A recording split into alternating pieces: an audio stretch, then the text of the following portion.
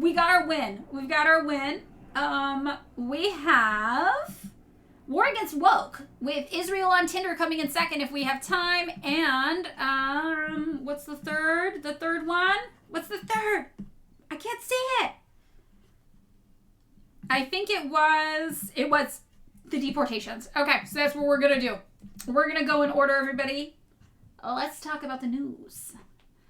All right. Here we've got this headline that I am obsessed with. The war against woke could end U.S. science as we know it. Everyone will be affected, not just scientists, every community in the country. All right, so you heard it here first on The Verge. Science is woke. I think we've always known science is woke. I think we've always known that. So, a sneaky rule change has the potential to blow up scientific research in the United States, but there's still time to fight it. This article came out today. On May 29th, the Office of Management and Budget, OMB, issued a 412-page proposal to revise federal financial assistance. The language is a combination of distinctly Trumpian attacks on woke policies and boring governmentese designed to make your eyes glaze over as quickly as possible. But under phrases like providing for the clarification on the regulatory status of the OMB requirements is something darker, a threat to scientific research in the country, the livelihoods of thousands of scientists, and the lives of millions of vulnerable people. If the rule change goes forward, science in the United States will stop, says Colette Delawala, the founder and CEO of Stand Up for Science. It won't exist anymore. But OMB must look at and address all substantive public comments, and the rule change remains open for comments until July 13th. Another route also has potential. If Congress submits an objection, it's possible the rule change would not go forward. Okay, so right away I have thoughts. First of all, Congress is not going to do shit. They're not going to do fucking shit, I'm guessing. I also love that the person talking about this is the CEO of Stand Up for Science. If that doesn't tell you everything you need to know about how capitalism operates in our country, don't worry, guys. We've got a corporation standing up for science. The CEO is real bad. Okay, it is what it is. What this obviously makes me think about is that science under capitalism in the United States has never thrived. We actually had this massive problem in keeping up with technology in the USSR for many, many years. And it's because we don't fund education. So whenever we find ourselves losing some sort of technology battle on the global stage, if we can't just import the technology we want at a fair price, what we will do is start to invest more in public education. So it'll be interesting to see how cutting financing and funding for science development is going to set back the quality of life in the United States even further for average people, but also how it's going to lead to our continued humiliation on the global stage. Under capitalism, science only develops here in tandem with the military, right? If it's militaristically advantageous. So I'm sure the military will still be able to issue contracts for science research and technology developing relating to it. So this would really just be like, I don't know what in the field of like medicine, healthcare industries will probably fund their own medical research though. So it'll be fascinating to see how this breaks down. So let's get into the details. Stretching. Oh, okay.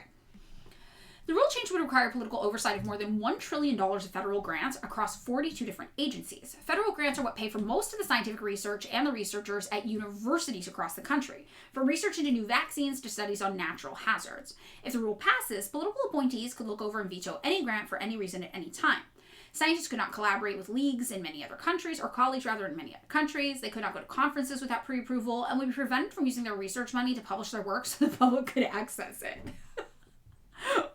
All federal grants must align with the president's policy priorities, and all mentions of DEI or gender ideology are immediately off the table. What science would they be doing research into, though, for DEI and gender ideology? I guess, like, biological sex, I could see. I guess, the science of, like, gender is, like, a sociological thing, though. So this is interesting. DEI also is, like, more of a sociology thing, I thought. So it's like, are they misusing science as a broad term?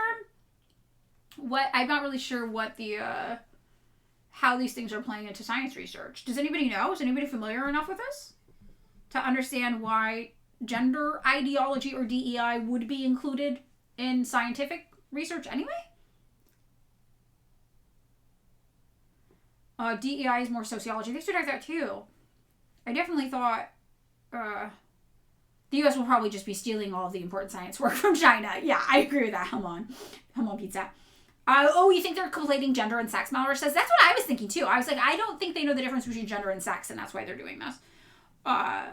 Social sciences are considered a science under this. Okay, that makes sense. Yeah, I guess I was just thinking, like, STEM. But you're right. I can see that. Social sciences being included. Okay. Sciences and methodology. Okay, thank you, chat. Thank you, chat, for this. All right, interesting. So while scientists have been vocal about their concerns, they are far from the only ones affected. The rule change sweeps over agencies including education, veteran affairs, housing and urban developments, NASA, and health and human services. Okay, health and human services. I see where this could be major, right? This is about transgender people accessing gender-affirming care, any research done on gender-affirming health care, things like that I could see for sure being massive. All of them offer federal grants that fund programs from mental health care access to low-income housing to Head Start programs. Oh. Okay, wait, we're jumping. Federal grants across 42 different agencies. So science is just one example, then. It's also affecting other agencies. This makes more sense. I feel like this was presented in a not very clear way, but this makes sense. The effects of the second Donald Trump administration on scientific research have already been traumatic. Grants have been canceled or delayed, and graduate student enrollment is decreasing at top schools. So this is what we were running into during the space race. We didn't have enough people going to college, so we didn't have enough people able to compete with the USSR in the space race, and that's why we actually introduced a number of financial incentives and grants for Americans to go to college. So when we say, like, whatever social safety net exists in the United States has existed literally to stave off a communist revolution. That's quite literal. It's quite literal.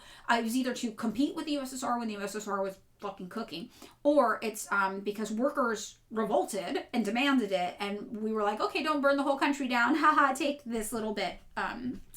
So that's another example of it, education.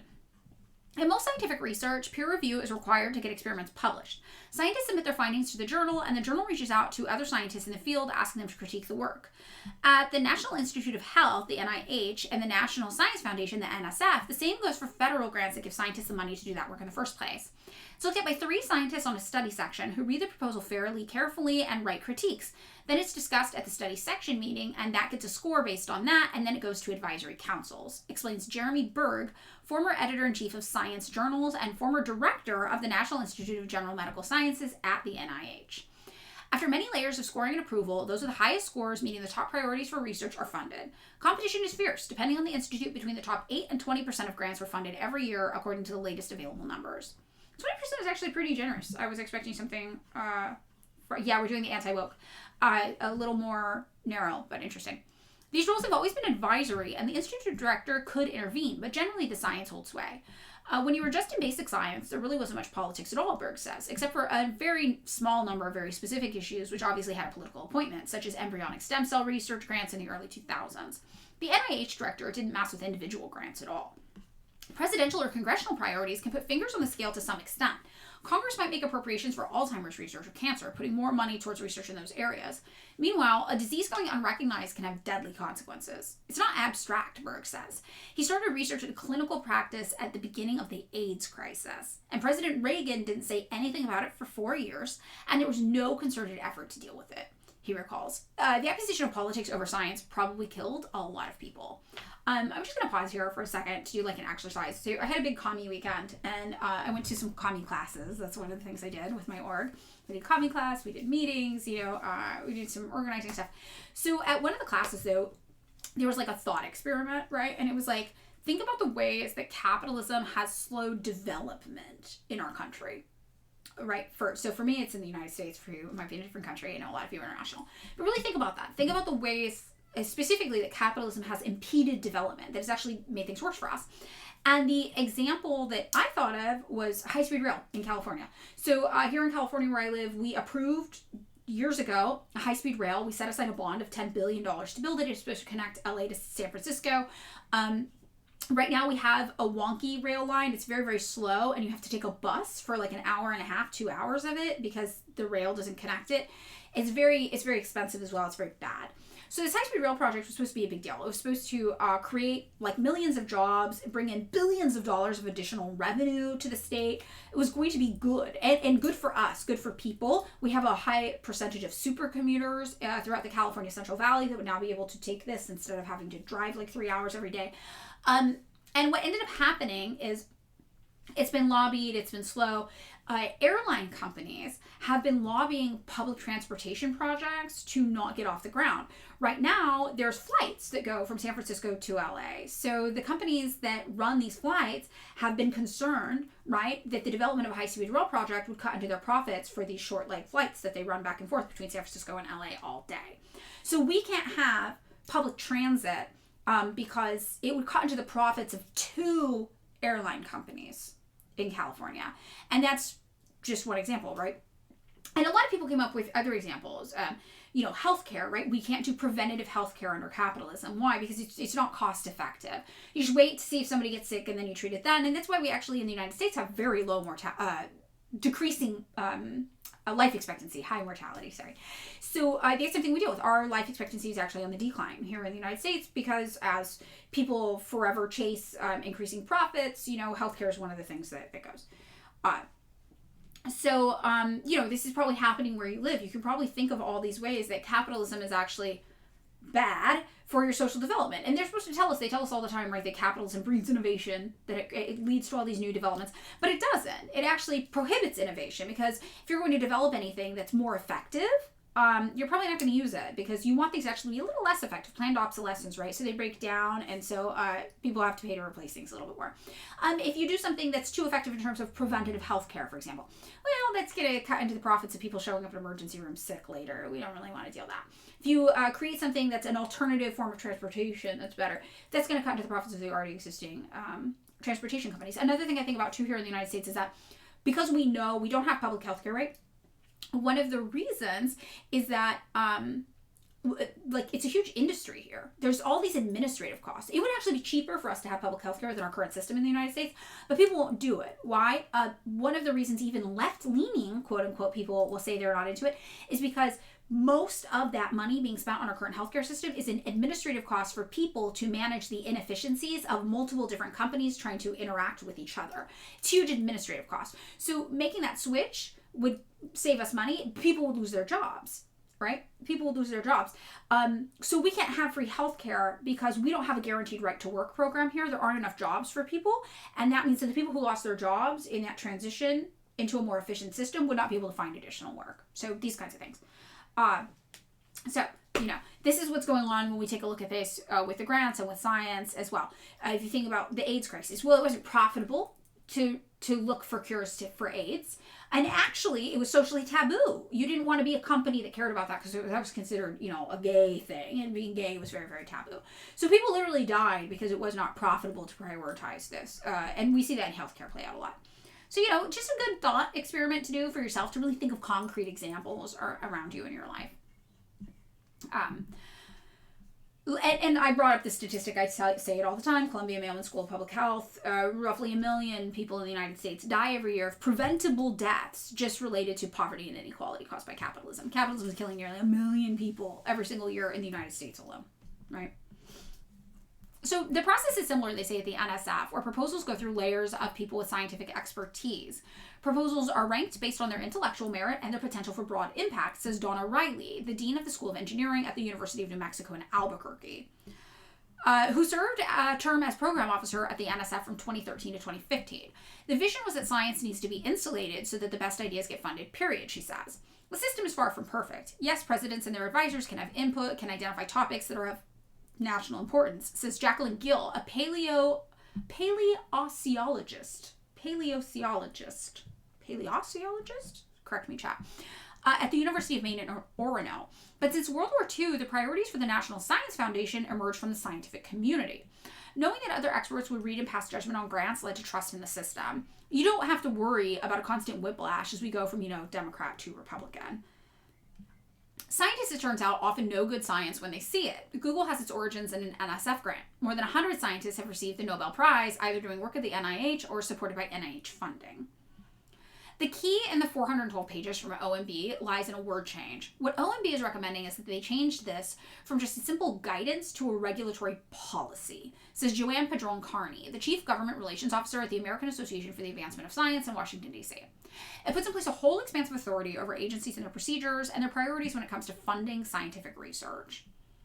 The change from guidelines to policy means it would be difficult to undo. It essentially would cement these things into regulation, Padron Carney explains. If you wanted to make any changes in the future, it would have to go through a formal rulemaking process, and you would have to wait for the new administration that is interested in making those changes. So this kind of ties into, remember, what the Trump administration was really interested in doing is that federalist kind of interpretation of the Constitution, wherein they try to put as many different elements of the federal government in the United States under the control of just the executive branch as possible. We have 3 branches of government here, right? We have judicial, executive, and legislative. So our president's in charge of the executive branch. So what they really wanted to do is take a bunch of existing kind of programs and organizations that were affiliated with U.S. government that existed in the periphery, shut them down, and create new structures for them under the executive branch so he could be in charge of more about it. So this is an example of that, right? The executive branch of government wants more control over where all of our funding is. So for those of you who remember Doge out here, I know a lot of you guys aren't from the United States. So out here when Elon Musk was given that like advisory role in the U.S. government, and they started Doge, and it was designed to cut governmental overspending. They cut a lot of programs, and a lot of programs that actually were bad programs that did evil things. However, communists were not happy about that. We weren't happy that our weird little espionage branches of the U.S. government, who were tasked with doing regime change in other countries and spreading propaganda abroad, were cut. Why? Because we knew that didn't mean they disappeared. They're just getting restructured in a place where the executive branch has more oversight and we hear less about it. So one of the main differences between our Democratic Party and our Republican Party out here, they're both right-wing parties, obviously. The Republicans are far-right extremists, like neo-Nazi party. The Democrats are a center-right party, a solid right party, probably the same as your regular right-wing party. They're a liberal party. You know what that means where you live. Is that the Liberal Party here, they like to use what we call the administrative state. They like to have lots of little organizations. They like to have a lot of decentralized kind of outlets. They like to have things 3 times removed. We fund this guy who funds that guy who funds that guy, and then he just does it. We don't have to worry about it. And that's part of the reason for that is that the Democratic Party here, our Liberal Party, they have to act like they're left wing. So they have to pay a lot of lip service to pretending like they care about minorities. They care about foreign policy. But ultimately, at the end of the day, a lot of their actions are indistinguishable from the far right party. So what that means is they have to hide their actions. They have to conceal them under a layer of bullshit. And that's why we have this super decentralized process of a guy told a guy who gave a guy money, who got a grant from this guy, who gave it over to this guy, and then this dude started a newspaper in another country that told them to vote for the American-backed candidate, or everyone was going to die, basically. Whatever. So that's our whole methodology. So the Trump administration, the far right-wing party, they don't care. They want credit for being evil. So for them, it's more beneficial to put everything under the executive branch, 1, because they have more direct control, and 2, because they don't want to hide it. They have nothing they need to hide. They want people to know what they're doing. They're like, yeah, fuck them, right? They want you to see what ICE is doing in the streets. That's under federal jurisdiction. And be like, yeah, we did that. Yeah. Mm-hmm. Because their base supports just blatant bigotry. So this is an interesting consideration. So when we look at how Trump is cutting all of this stuff, part of it is that, like they're talking about here, more direct oversight, things that are more controlled by the president. It's just important kind of context to have, I think. So rolling out we're going to have a gold standard of peer review, all science is going to have to meet the standard, which is not defined, ignores the fact that the standard already exists and is clearly well defined. This is according to Gill. And they say the rule change document is not shy about the reasons. It states that in 2021, federal agencies became increasingly focused on using their award program to serve a woke policy agenda. The new level of review will ensure that grants advance the president's policy priorities. So we talk about consolidating all that power under the executive branch. Yeah, that's exactly what they're trying to do. Providing muscle to President Trump's Executive Order 14332 and echoes the golden standard science touted in Executive Order 14303. And keeping with the administration's weird fixation on DEI and trans people, part of that gold standard is making sure that agencies explicitly do not fund diversity initiatives, that everyone accepts the biological reality of sex or the sex binary in humans. This is not a biological reality, by the way. Like 1 in 100 people are intersex or something. There is no biological sex binary in humans, but okay. And that no federal grant promotes the so-called transition of a child under 19 years of age from one sex to another. That means no research grants for health equity for people of color or LGBTQIA. Many of those grants, including clinical trials, have already been canceled. Why use a dog whistle when you can simply scream? This is really what it is. So, like, oh, sorry, I didn't show this guy to you guys. This sentence, why use a dog whistle when you can simply scream, really sums up, I think, as an American, the key difference between our two mainstream political parties. The Democratic Party is using dog whistles, and the Republican Party is screaming, right? The Democratic Party is Kamala Harris saying in the year of the most anti-trans legislation being introduced in the country ever that she would follow the law as it came to trans rights on Fox News, a very, very right-wing conservative news station. That's a dog whistle, right? Donald Trump is just like, I want to kill trans people. I don't want them to exist, right? He's screaming it. They have the same general policy though, which is throw trans people under the bus to advance a political agenda that suits you, right? Bitey bunny. So the OMB, they say, has not responded to multiple requests for comments. Grants will have to align with the president's policy priorities, and if the government determines they do not, they can be canceled at any time. At the NIH, when we've canceled grants in the past, it has been usually when there's been extreme scientific misconduct or something like that, where there's been fraud, lying, scientific malfeasance, says Elizabeth Ginexi, who served as a scientific program officer at the NIH for 22 years. It was never, I don't really like the topic of your grant. Scientists also regularly present their work at conferences around the world, but the rule change would require those conferences to be pre-approved. It sounds like they're just asking you to be fiscally responsible, Gill says, but there were often conferences that emerged to recognize an emerging need. Conferences are where scientists find collaborators, where students find future jobs. Now attendance would be determined years in advance by a political appointee. Federal funds also cannot be used to publish findings under the rule change. Journals can charge thousands of dollars to publish a single paper, especially if the paper is open access and free to anyone. Wait, I'm going to sneeze. Okay, we're good. This is like very, very interesting to me because I go on the NIH website and they have access to medical studies there all the time. When I got canceled by skincare TikTok and Twitter, I don't know if you guys remember this. This is one of my mini cancellations. I basically made a TikTok being like, pretty much like all those people selling you skincare to make you look younger, anti-aging skincare in the United States. It's a scam, basically. Everything except for like one very specific thing, and it only works hardly at all, and you really don't notice it. I think it's like a retinol thing or something like that, maybe. I don't know. But not the prescription one. Prescription things work, but non-prescription, they don't do anything. They're not going to make you look younger. Moisturizer works just by trapping water on your face, I guess, after you get out of the shower or something, and that's like fine. But all this stuff people sell you to try to reverse signs of aging, if it's not with a prescription, it's not going to do anything. And legally, it cannot do anything, right? If it was able to actually permeate your top layer of skin, your epidermis, and like get down to lower layers where it would fundamentally change the structure of your skin, it would legally require a prescription for it. So all these people selling you anti-aging skincare products, aside from just like one very specific thing that only works this much and so much you can't even tell, they're scam artists. They're scamming you, basically. So I made this video, and this woman who makes her living selling these kind of bullshit products on Twitter, actually, got really, really pissed off at me and was inventing all this shit about how they actually do work. And I went to our national health research database and was pulling up medical records and test records for the science on these things, showing it cannot work. It cannot work, or it reaches the threshold where it has to be prescription. So this exists as a resource that I have utilized in my petty online bickering with scam artists that want to sell you on the idea that we're going to be cut off from having access to this science and information. Trenton Owen. Yes. By script only. Yes, exactly. Yeah, does sunscreen work? Sunscreen does work for sun damage. Yeah, sunscreen's fine. Yeah, but only up to a certain SPF. After a certain SPF, I don't think it does anything. So, it's very, very, retinol does there's a non-prescription retinol that can do a little, but it's you wouldn't even notice it, so it's kind of a waste of money unless you're really, really into that.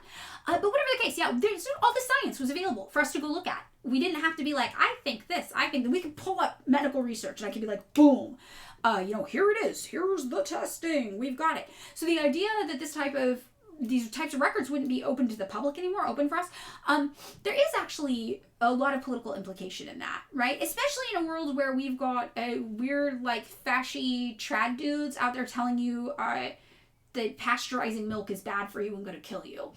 Not having the option to go look up a medical journal study on the effects of pasteurizing milk or whatever does actually have significant impact in your life. You're getting cut off from a significant form of information. That information is now ending up behind a paywall that the public can't access, even if they wanted to.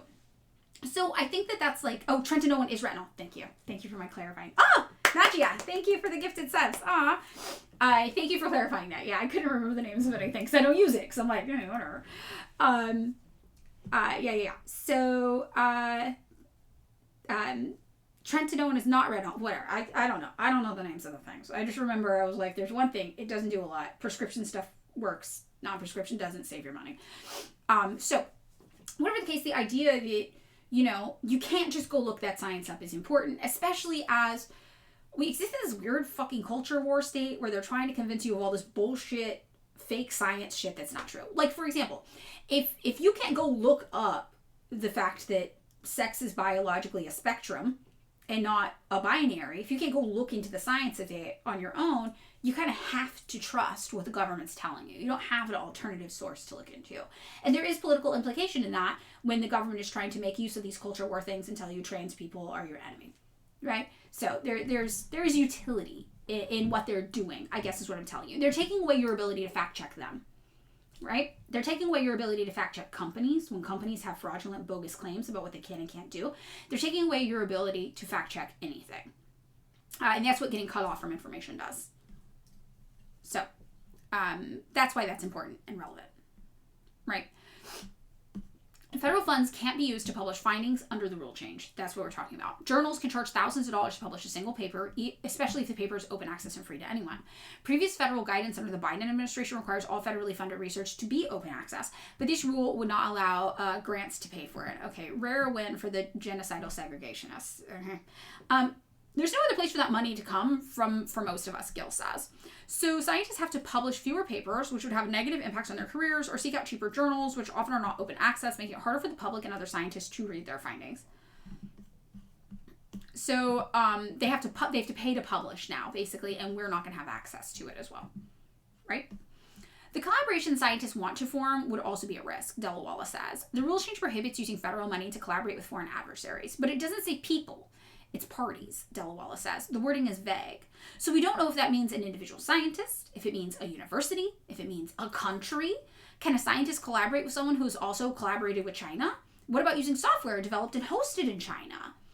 And not all collaborations with foreign powers are bad ones, even collaborations with foreign adversaries. There have been multiple documented near misses between our satellites in outer space and China's satellites in outer space, and there's an office here in the United States and an office in China, and they are colleagues, and they collaborate every day, every hour of the day to make sure our stuff does not collide, Delawala says. That line of communication is immediately severed upon passage of this rule. It's so wild. Much of the wording of the new rules is troublingly vague, says Padron Carney, and it's on purpose, right? They can make it mean whatever they want. You're essentially putting in the hands of individuals that have yet to be appointed to make those decisions what it means. What's a gold standard science? What does anti-American mean? What does a good foreign collaborator mean? What does domestic first mean? And what does it mean when it comes to if you have a foreign student in your lab? According to the latest available data, international scientists make up about 19% of all workers in STEM. They make up 43% of PhD level scientists. We did expect something along those lines before midterms, says Delawala. After the Gold Standard Science executive order came out in May 2025, Delawala and Stand Up for Science launched a public campaign warning scientists and the public that the government was trying to take over scientific research.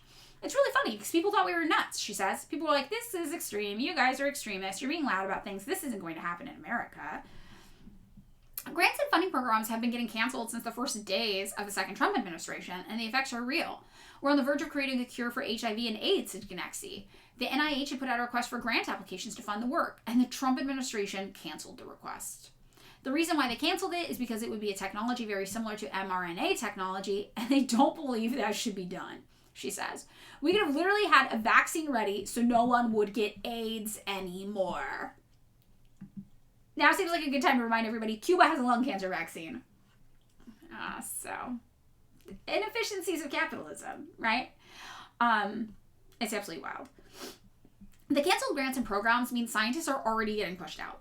A letter to JAMA published June 8th showed that the number of scientists supported by federal grants dropped in 2025 for the first time since 2016. Special demographics groups were hurt worse than others, Berg says. Black and Hispanic scientists suffered the worst declines. People who come from minority communities tend to work on subjects related to health disparities or other things, Berg says. Not everybody, but some of them do. Those programs were among the first to go. Knowing a grant could be canceled at the drop of a hat puts added pressure on researchers, Gill says. Many scientists who submit federal grants are using them to pay not just for test tubes or mice, but for people's salaries. When you have a graduate student who moved across the country or a technician who just had their third kid, she says, knowing your funding can be pulled means knowing you have to let them go. In anticipation of tough times, some graduate programs are already shrinking. There are places like MIT, which I think has 80% as many graduate students as they did the previous year, because they're downsizing all of their programs because they're not sure how they're going to pay for it, Berg says. Weep Corps says, my NIH friend is working on a team of 6. They used to be a team of 12.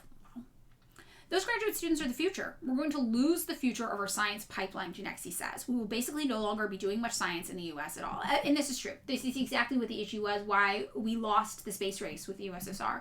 All right, for anybody not familiar with this. We talk a lot about putting the first man on the moon, right? That's because it's literally the only part of the space race we won.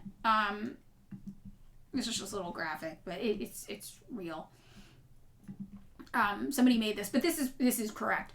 First artificial satellite was the USSR. First animal in space was the USSR. R.I.P. puppies. First photographs of the far side of the moon, USSR. First person in space, USSR. First woman in space, USSR. USSR was putting women in space while women in the United States were not legally allowed to open up bank accounts without their husband's permission. I just want to put that into perspective. So, first spacewalk, USSR. First spacecraft landing on the moon, USSR. First person on the moon, us, right? First spacecraft landing on another planet, USSR. First space station, USSR. First spacecraft landing on Mars, USSR. Did they also have the first person of color in space? I didn't see that. Yeah. So, the reason why we were even able to do this is because we started investing heavily in STEM research because we were like, oh shit. And of course, just from a military standpoint, if they're putting people in space, if they're outdoing us in technology, they're probably outdoing us in military technology as well. They could kill us. So then we started investing all this money. I'm going to look into this. So the...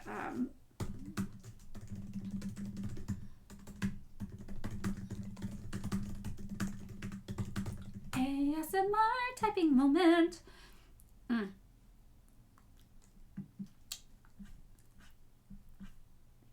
So we have here this article, Tax Project actually talks about this. So Sputnik, Cold War, boost to education. And this is accurate. And this is talking about how Cold War fears and competition with the USSR is actually what led to the Department of Education being created, putting more money into all of these things, historical spending.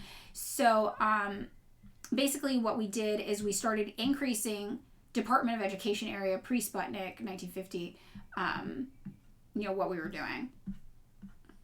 So this starts in 1920, and like around here is where Cold War really started to take off, and we see this huge boost.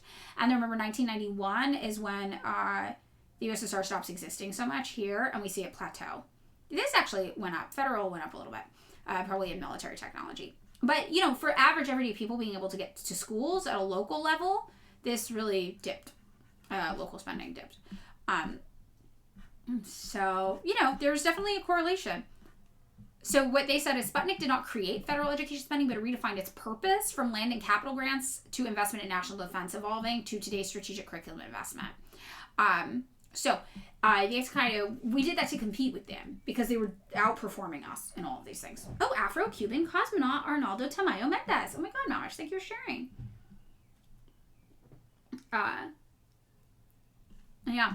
So when they say we're going to lose the future of our science pipeline, we'll basically no longer be doing much science in the U.S. at all. And the history of how we even were able to do that science in the past came a lot from trying to compete with the USSR. And then ultimately, what did we realize with the USSR that now we're applying to China? It's cheaper to just discredit them. You don't have to compete with them. Just don't talk about what they're doing well and try to invent a bunch of shit they're doing bad, and then you don't even have to compete. And when you live in the United States, for those of you not from the United States, it's very hard to explain this to them. People here genuinely believe this is the most advanced country on the planet. So a lot goes into this. Like the average American genuinely believes that every other country on the planet is hell on earth. And not just communist ones, other capitalist ones, etc. Which is interesting because we know many other capitalist countries are still exploitative and evil, but they have a larger social safety net than we do. Why? Because their proximity to the USSR meant that their governments were more afraid of having an imminent communist revolution, and they gave more allowances to their people. They gave them a little bit more as like a bribe to not have a full-blown communist revolution. So that's why places in Europe have free healthcare. Now, other places that used to be communist, right, they realized they could not undo all of their old policies because all of society would collapse. Even in the USSR, they still had massive housing subsidies up until the early 2000s, right? It took time for them to ease out of those, like a decade, because things would just collapse. So, here in the United States, even other capitalist countries have a better quality of life than us, have more social safety nets than us, have longer life expectancies than us. And that's not even getting to socialist countries and how much more they have than us. So the average American, though, does not know that. Like, they genuinely believe every other country on the planet is a shithole, and we are living in the year 2100. We're in the future, baby. Like, that's, like, genuinely their state of mind. And the way we do this is, number one, massive amounts of propaganda. We are telling them, the people here, constantly, that every other country is garbage and you're so lucky and the United States is the greatest country on earth. The second thing is it's so hard to travel, it's cost prohibitive. People cannot afford to leave the United States. It's a lot of money to get an international flight out of the United States. If you live in a country, you might not understand how much money. It's a lot of money. Like, I want to go to China, I can expect to spend $1,500 on my flights. If I got the cheapest flights on the planet that had like a 24-hour layover, maybe I could get them for around $900 after taxes are included. Most average Americans are living paycheck to paycheck. They don't have money for things like that. They can't afford to travel. They've never been to other countries. They don't know what it is like outside of the United States. So all they have is the propaganda.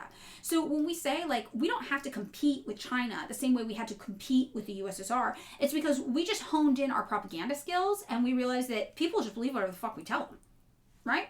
So they don't need to know how much more advanced every other country is than us, right? Malrich going home to Ireland for a week this year, I have to budget like $5,000. Yeah, I was budgeting $3,000 for my birthday trip to China, which I probably can't afford to do, So, I think that book a flight to a country that has cheap flights to China. That's actually really smart because flights are cheaper in other countries. Very smart. Interesting. Maybe I should get a VPN for another country and check flights that way.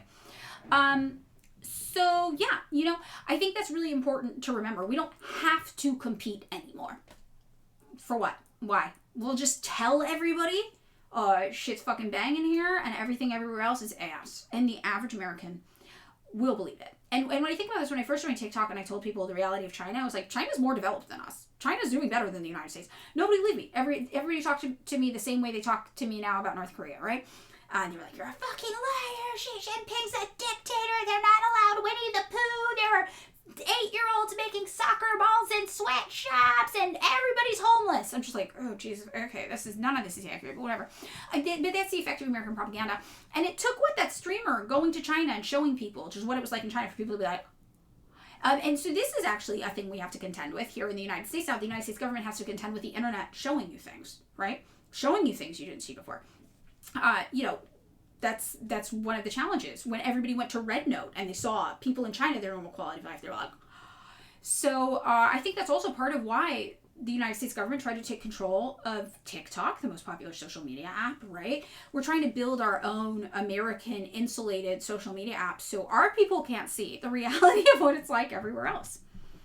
Yeah, there's literally Disneyland in China. Right, yeah, but that's what the average American thought. So yeah, I am better aware of my finances, unfortunately. It's not great. I'm trying. I'm really trying. We'll see how it goes.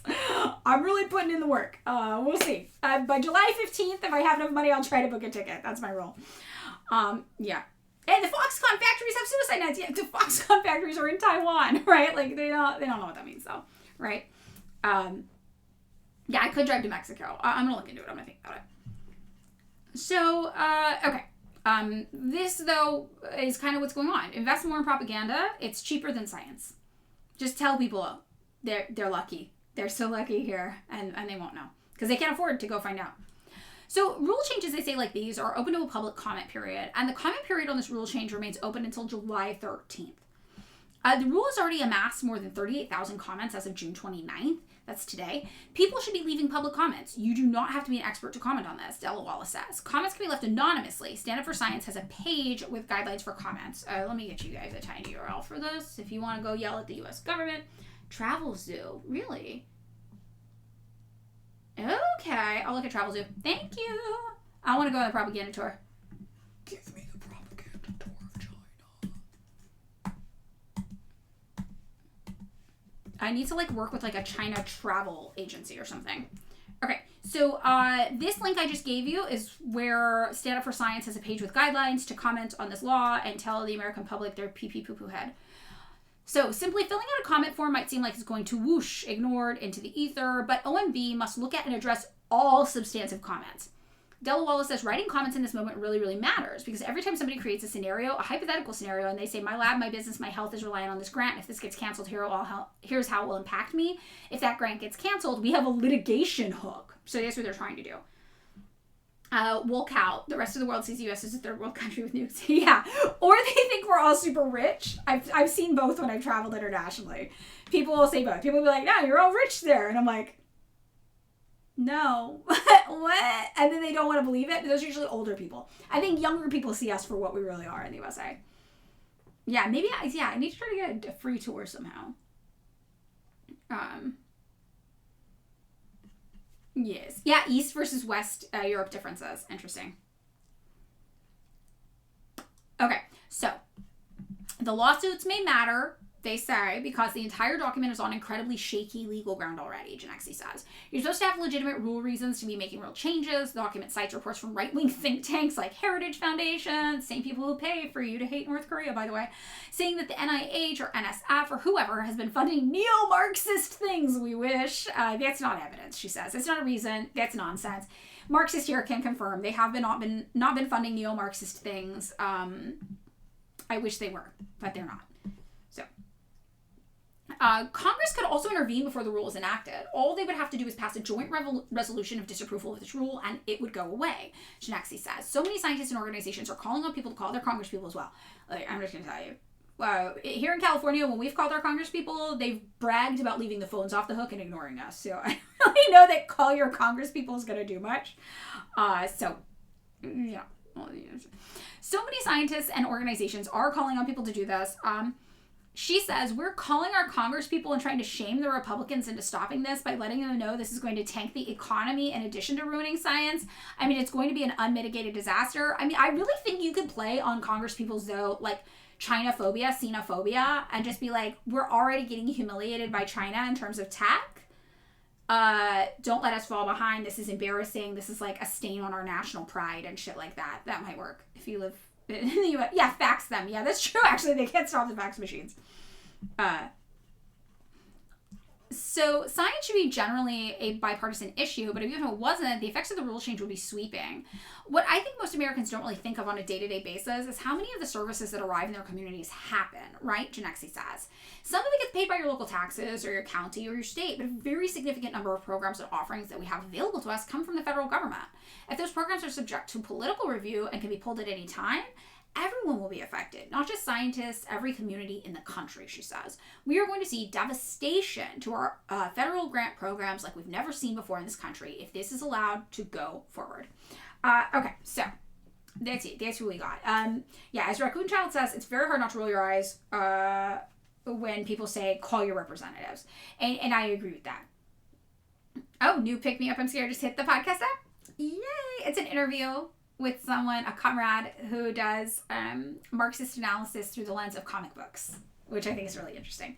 Yeah, call your unpaid for representative. What are they going to do? They're not going to do shit. You're not going to do shit. But it is interesting that there's a legal basis for the comments on this. So if you leave a real and valid comment, then that could be the grounds for a lawsuit or something like that.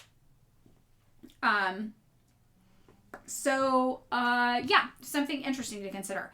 The United States... shithole, blah, blah, blah, blah, blah. If you don't live in the United States, remember, this is what the capitalists in your country want. They're looking at us going, yeah, deregulate and privatize everything. So we're your future. We're the training ground, the test ground, right? It's going to hit you next. Your little social democracy safety net can't save you. If you're in this chat, you probably already know that. But just talking points for the people around you. Use the United States to fearmonger for your loved ones at home. Tell them the truth. Our ambulance rides cost thousands of dollars. People know that privatization of healthcare services is going to cost money. They think it's going to be like $50. Like, last time I took an ambulance, it was like the year 2002. It was $1,000 then. Now people are like, it's $5,000 to take an ambulance. That's the future they want for you.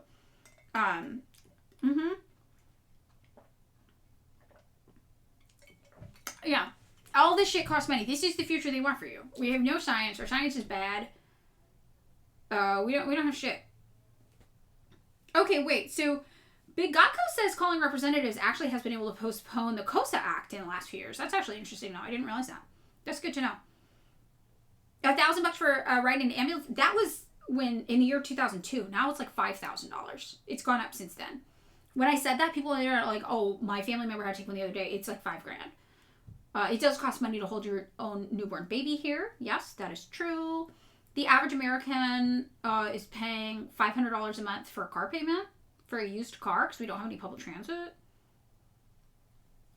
This is we're in late stage capitalism. It's happening, right? The 90% of Americans are in debt. The most common cause of bankruptcy is medical debt. I don't know if you guys know that. Yeah, people don't believe it. It's true. It's real. Send them to me. I'll verify it as an American.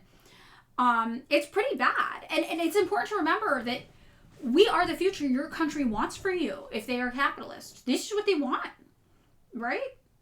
Your country wants this. One told you that houses are cheaper in the U.S. than in Germany, for example. I'm not sure if that's accurate or not. But we can look at home ownership rates, right, to compare. Let's look really fast. So in the United States, our home ownership rate is 65%, according to the Federal Reserve Bank, which is pretty good. It's fine. Let's see what Germany is. It might be true that our houses are. So yeah, Germany is 47%. But also we have like no public housing. Our public housing situation is like really, really, really bad. You know, and again, this is nothing compared to socialist countries. When we look at this, let's see.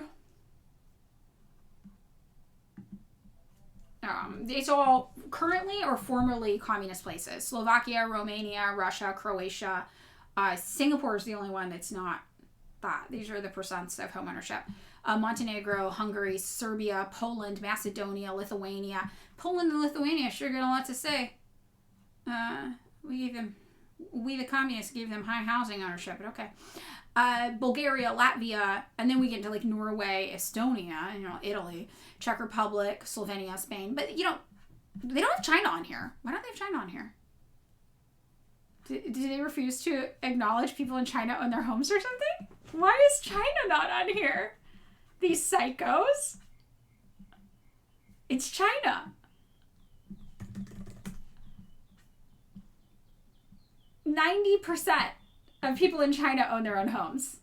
96% actually. It's 96% of people in China own their own homes. They gave us some biased numbers. Hold on. There we go. Of course. China's 96%, Laos is 96%, and then everything else is these formerly communist places. Kazakhstan, Romania, Albania, Slovakia. These are the highest homeownership rates. 96% homeownership rate, but at what cost? Authoritarian! Let's look at Vietnam. So yeah, 65% by comparison, very low. Vietnamese families own 88% of their homes in the global top 10, it says. Yeah. Mexico has higher homeownership rate than the United States. That makes sense to me. Yeah. So, this is what they want. And here in the United States, also important to remember, we have to pay annual property taxes, or they can take your home away, even if it's paid. They can take your home away and auction it off to somebody else. Yeah. All right. Okay, so we've got 30 minutes left. We're going to transition into Tinder Secret War, how Israel used the dating app in propaganda battle for South Lebanon. So let's get into it. Go communist, it's life or death. Socialism or barbarism. Neither fascism nor liberalism. Sovietism. That is what we need. Does anybody have a video they want to share for a little transition for us to get into the next one? A little entertainment.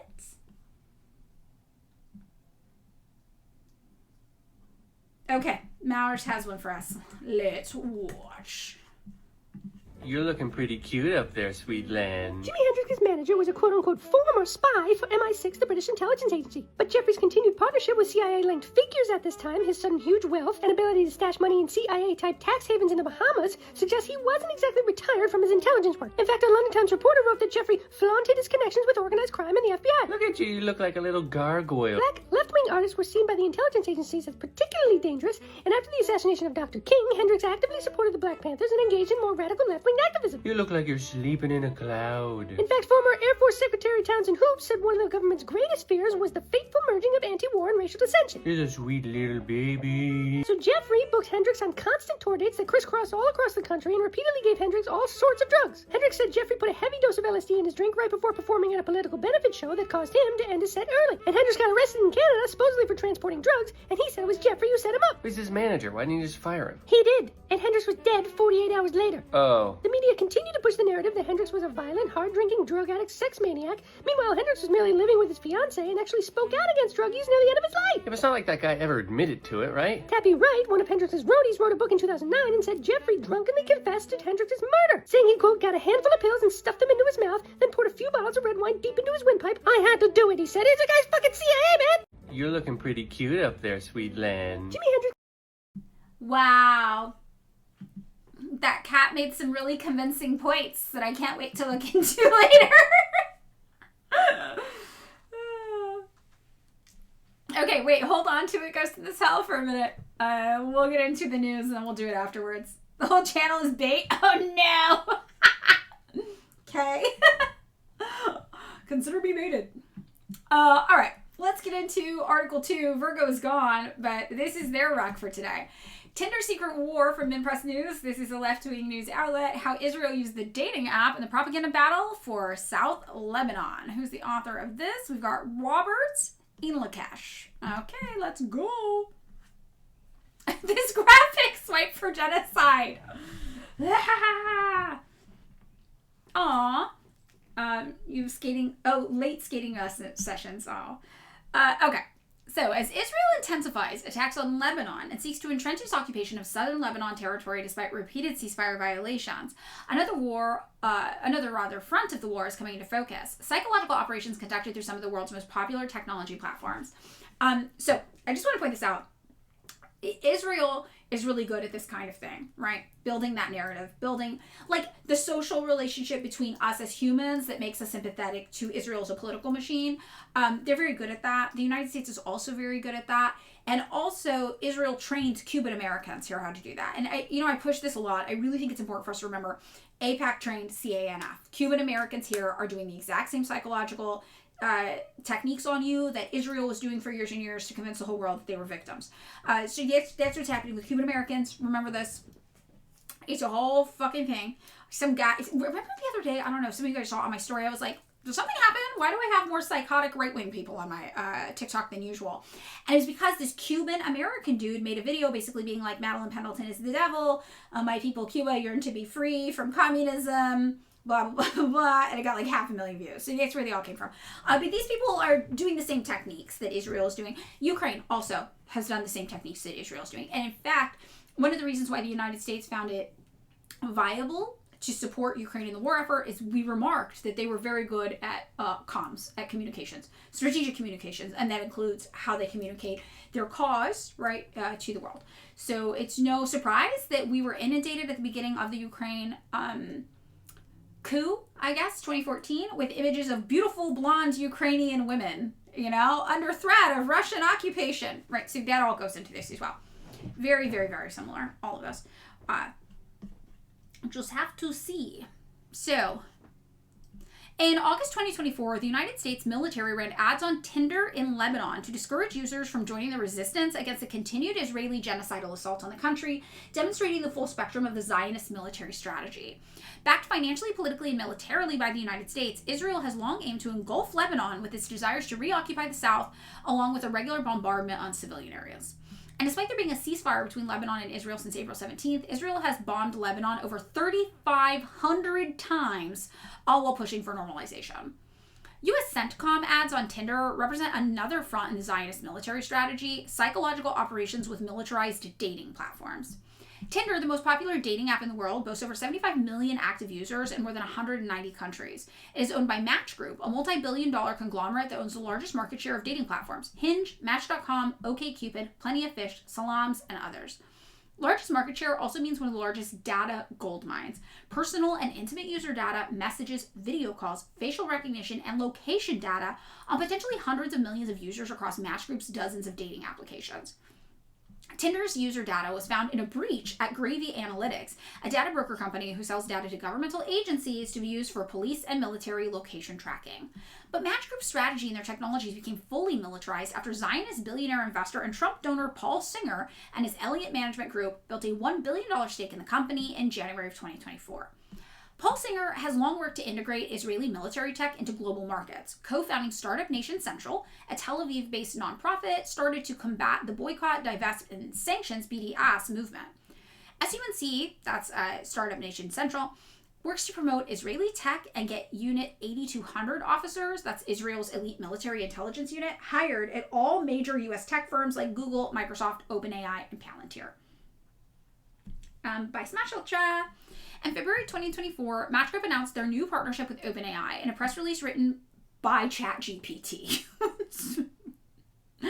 OpenAI's technology has been instrumental in powering the AI genocide in Gaza. In February 2026, the company struck a deal with the United States Department of Defense CEO Sam Altman, sharing that the deal was made due to the Department of Defense deep respect for safety. In March 2024, Zillow co-founder and Palantir board member Spencer Raskoff joined Match Group's board. Palantir's technology is used by the Israeli military to surveil, target, and genocide in Gaza. Raskoff was then named CEO, replacing Bernard Kim in February 2025. So, Palantir guy is on the board at Match. Do not take up arms against the United States of its partners, the Tinder ad read in Arabic, along with pictures of warplanes and the CENTCOM logo in August 2024. Match Group was sued in February 2024 over allegations that the platforms are designed to turn users into compulsive addicts who never find love, but are turned into gamblers locked in a search for psychological rewards. That's exactly why I like the apps. What are you talking about? That's what I go for there. Yet despite partnering with Paul Singer and OpenAI, installing a former Palantir board member as CEO, and running U.S. military ads in Lebanon, Match Group says that they are just on a mission to spark meaningful connections for every single person worldwide. Okay, so what do we have going on then? Basically, the U.S. military is preying on lonely people in Lebanon and telling them not to become armed militant radicals. Honestly, kind of a good technique, because we do know that people who feel they have nothing to lose are more likely to take up militant arms, right? But also, I don't know how effective this is going to be. Meaningful connections with genocidal monsters. Yeah. The ad campaigns thing is pretty wild. And it's pretty sinister how all of these things are connected.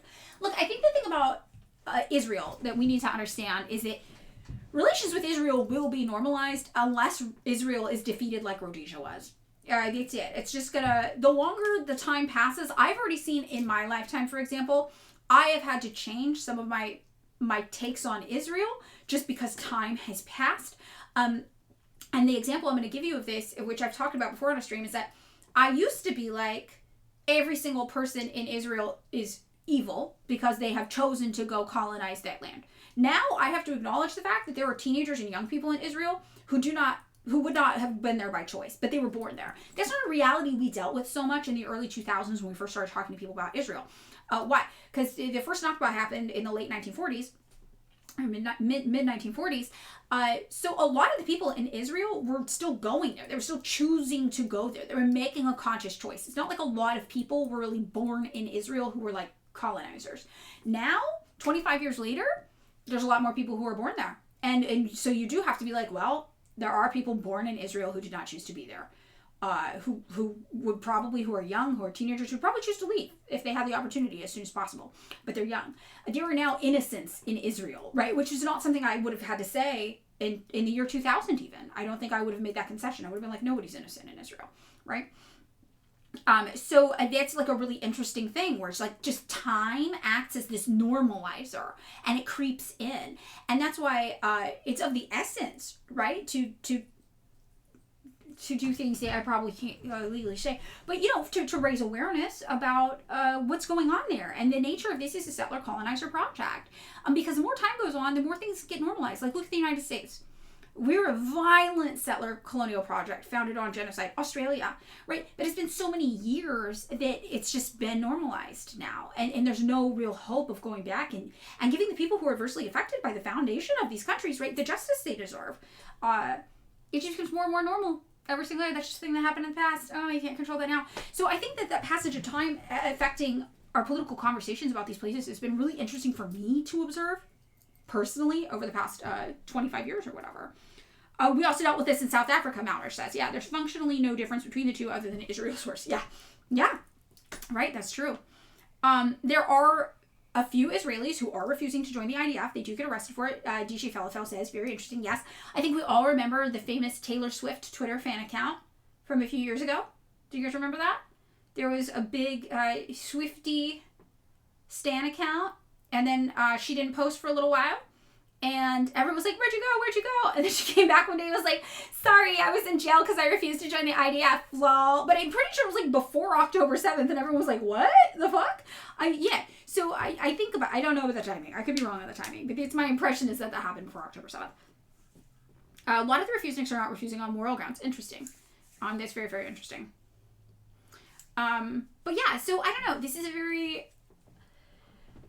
They're just like forcefully pushing this normalization on us. It was around 2017. Yes, this is what I thought. It was like a major thing. I don't know. It's challenging. It's challenging. I also have Jewish friends who went on birthright with their other Jewish friends and were like, oh, fuck this. And then their friends were just like, I'm moving there. I'm doing it.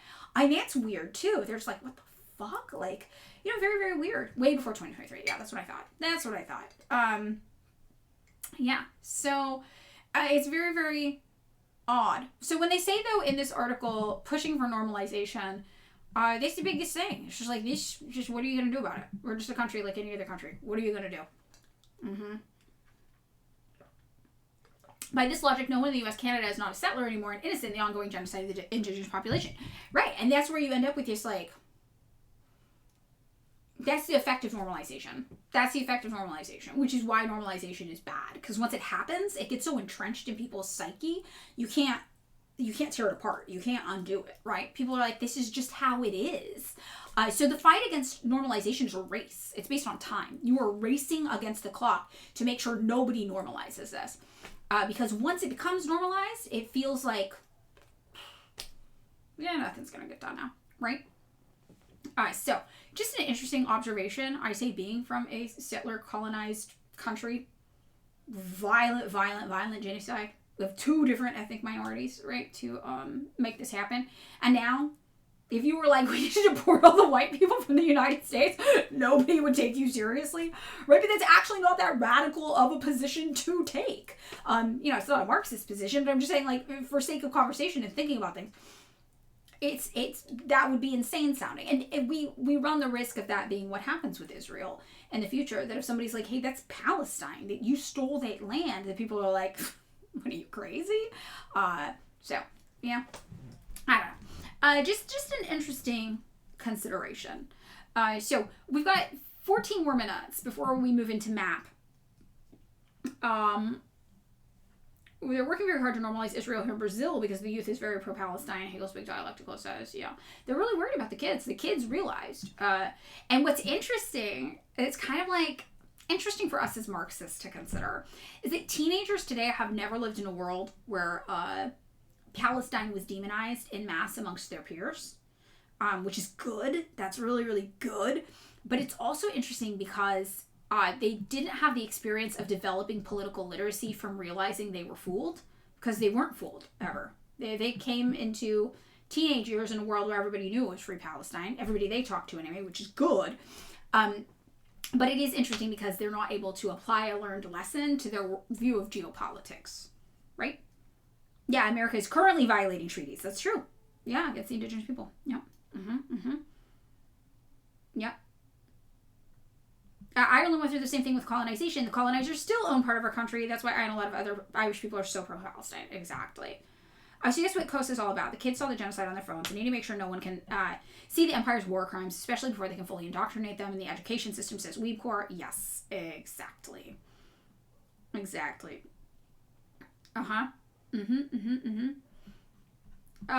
It's worth noting, I never had any explicit Zionist propaganda on my feed on TikTok before the acquisition. Be careful who you're interacting with. I've reported so many equality organizations for hate crimes after Googling who they are. Oh, interesting. Very, very interesting. Okay, Ghost in the Cell has the video for us for the transition here.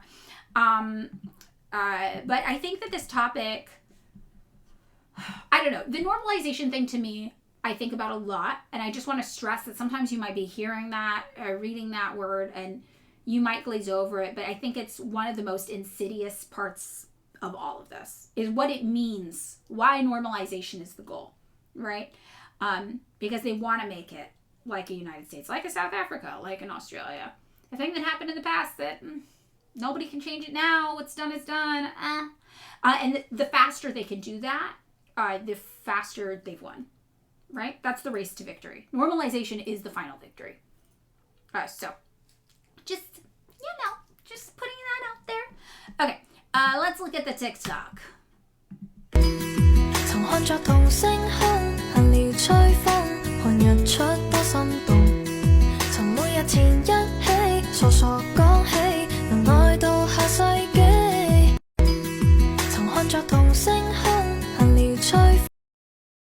Ghost in this Hell, beautiful rec. Beautiful recommendation. Beautiful rec. Oh. Yeah, the mythology that the West is good now. Right. Normalization is sinister. Sinister. Okay, wait. Nadia. Afghanistan. Oh, Afghanistan seems very Polandish. Let's talk about when we talk about map. Let's save it for map segment in 10. Yeah. We'd be open to a reconsideration. Random Chinese company, unpaid ads. Favorite genre of TikTok. Yeah, me too. I also like that it's 3,000 likes. They're doing pretty good. Source factory price, no middleman. Buy your own drone. So cool. No, don't be sorry. That's good. We'll talk about it. Okay. Let's do our 10 minutes on this Reform UK situation.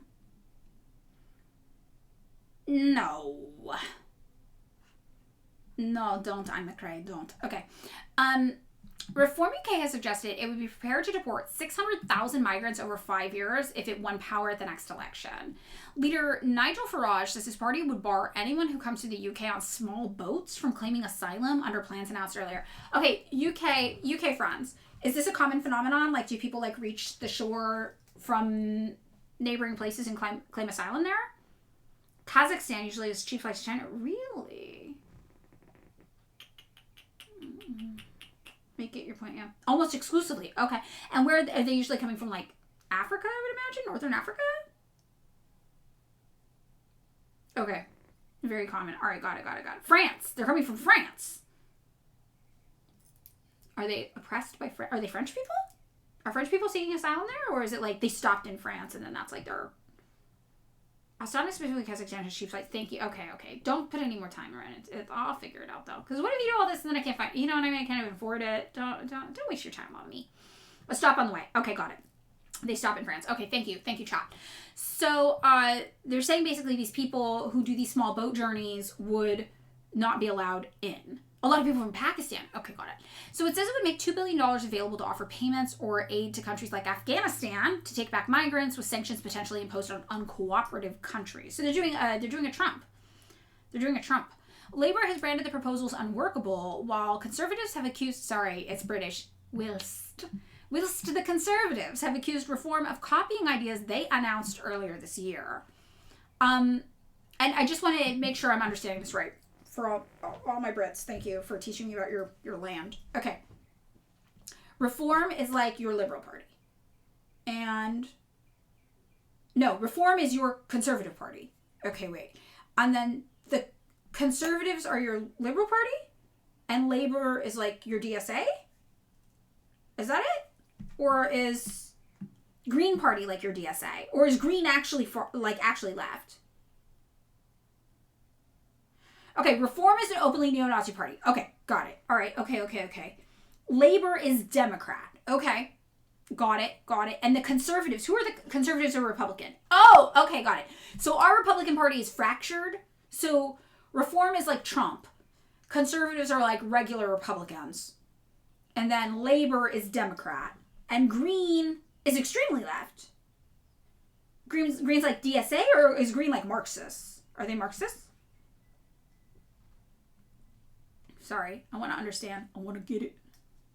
Green is DSA. Okay, got it. Thank you. Got it. Okay. So, launching the plan, dubbed Operation Restoring Justice, Farage said the only way to stop small boats crossing the English Channel was by detaining and deporting absolutely anyone who comes via that route.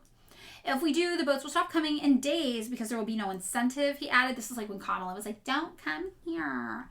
Farage, who had previously said mass deportations were a political impossibility, said his party has now come up with a credible plan so that we can deport hundreds of thousands of people over the 5 years of a reform government. It's crazy. I also want to point this out. If you're an American, deporting people who overstay a visa happens, but I know people personally who have been in Europe on an overstayed visa for like years, and it's not considered that big of a deal. And if they leave, they just have to wait 6 months and then go back. So this is pretty extreme from my understanding, what England is doing. It feels normal in the United States to hear about this type of thing, but this is kind of shocking to me for my impression of Europe and people I know. Oh, it depends on what flavor white you are. Oh, that makes sense. Okay, so yeah, it's got some racism in it too. Okay.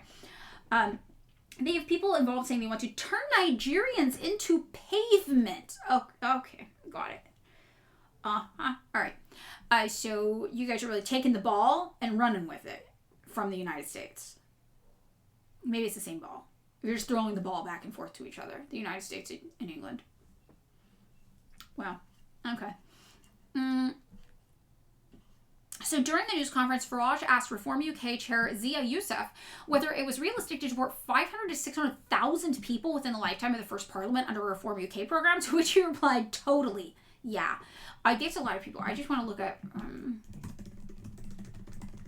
how much we got going on here.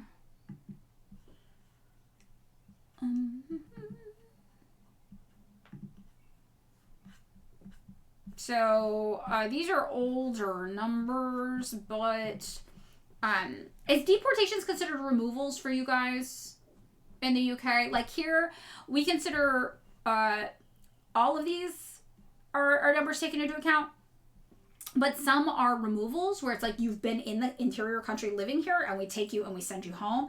Some are just like you're turned away at the border or things like that.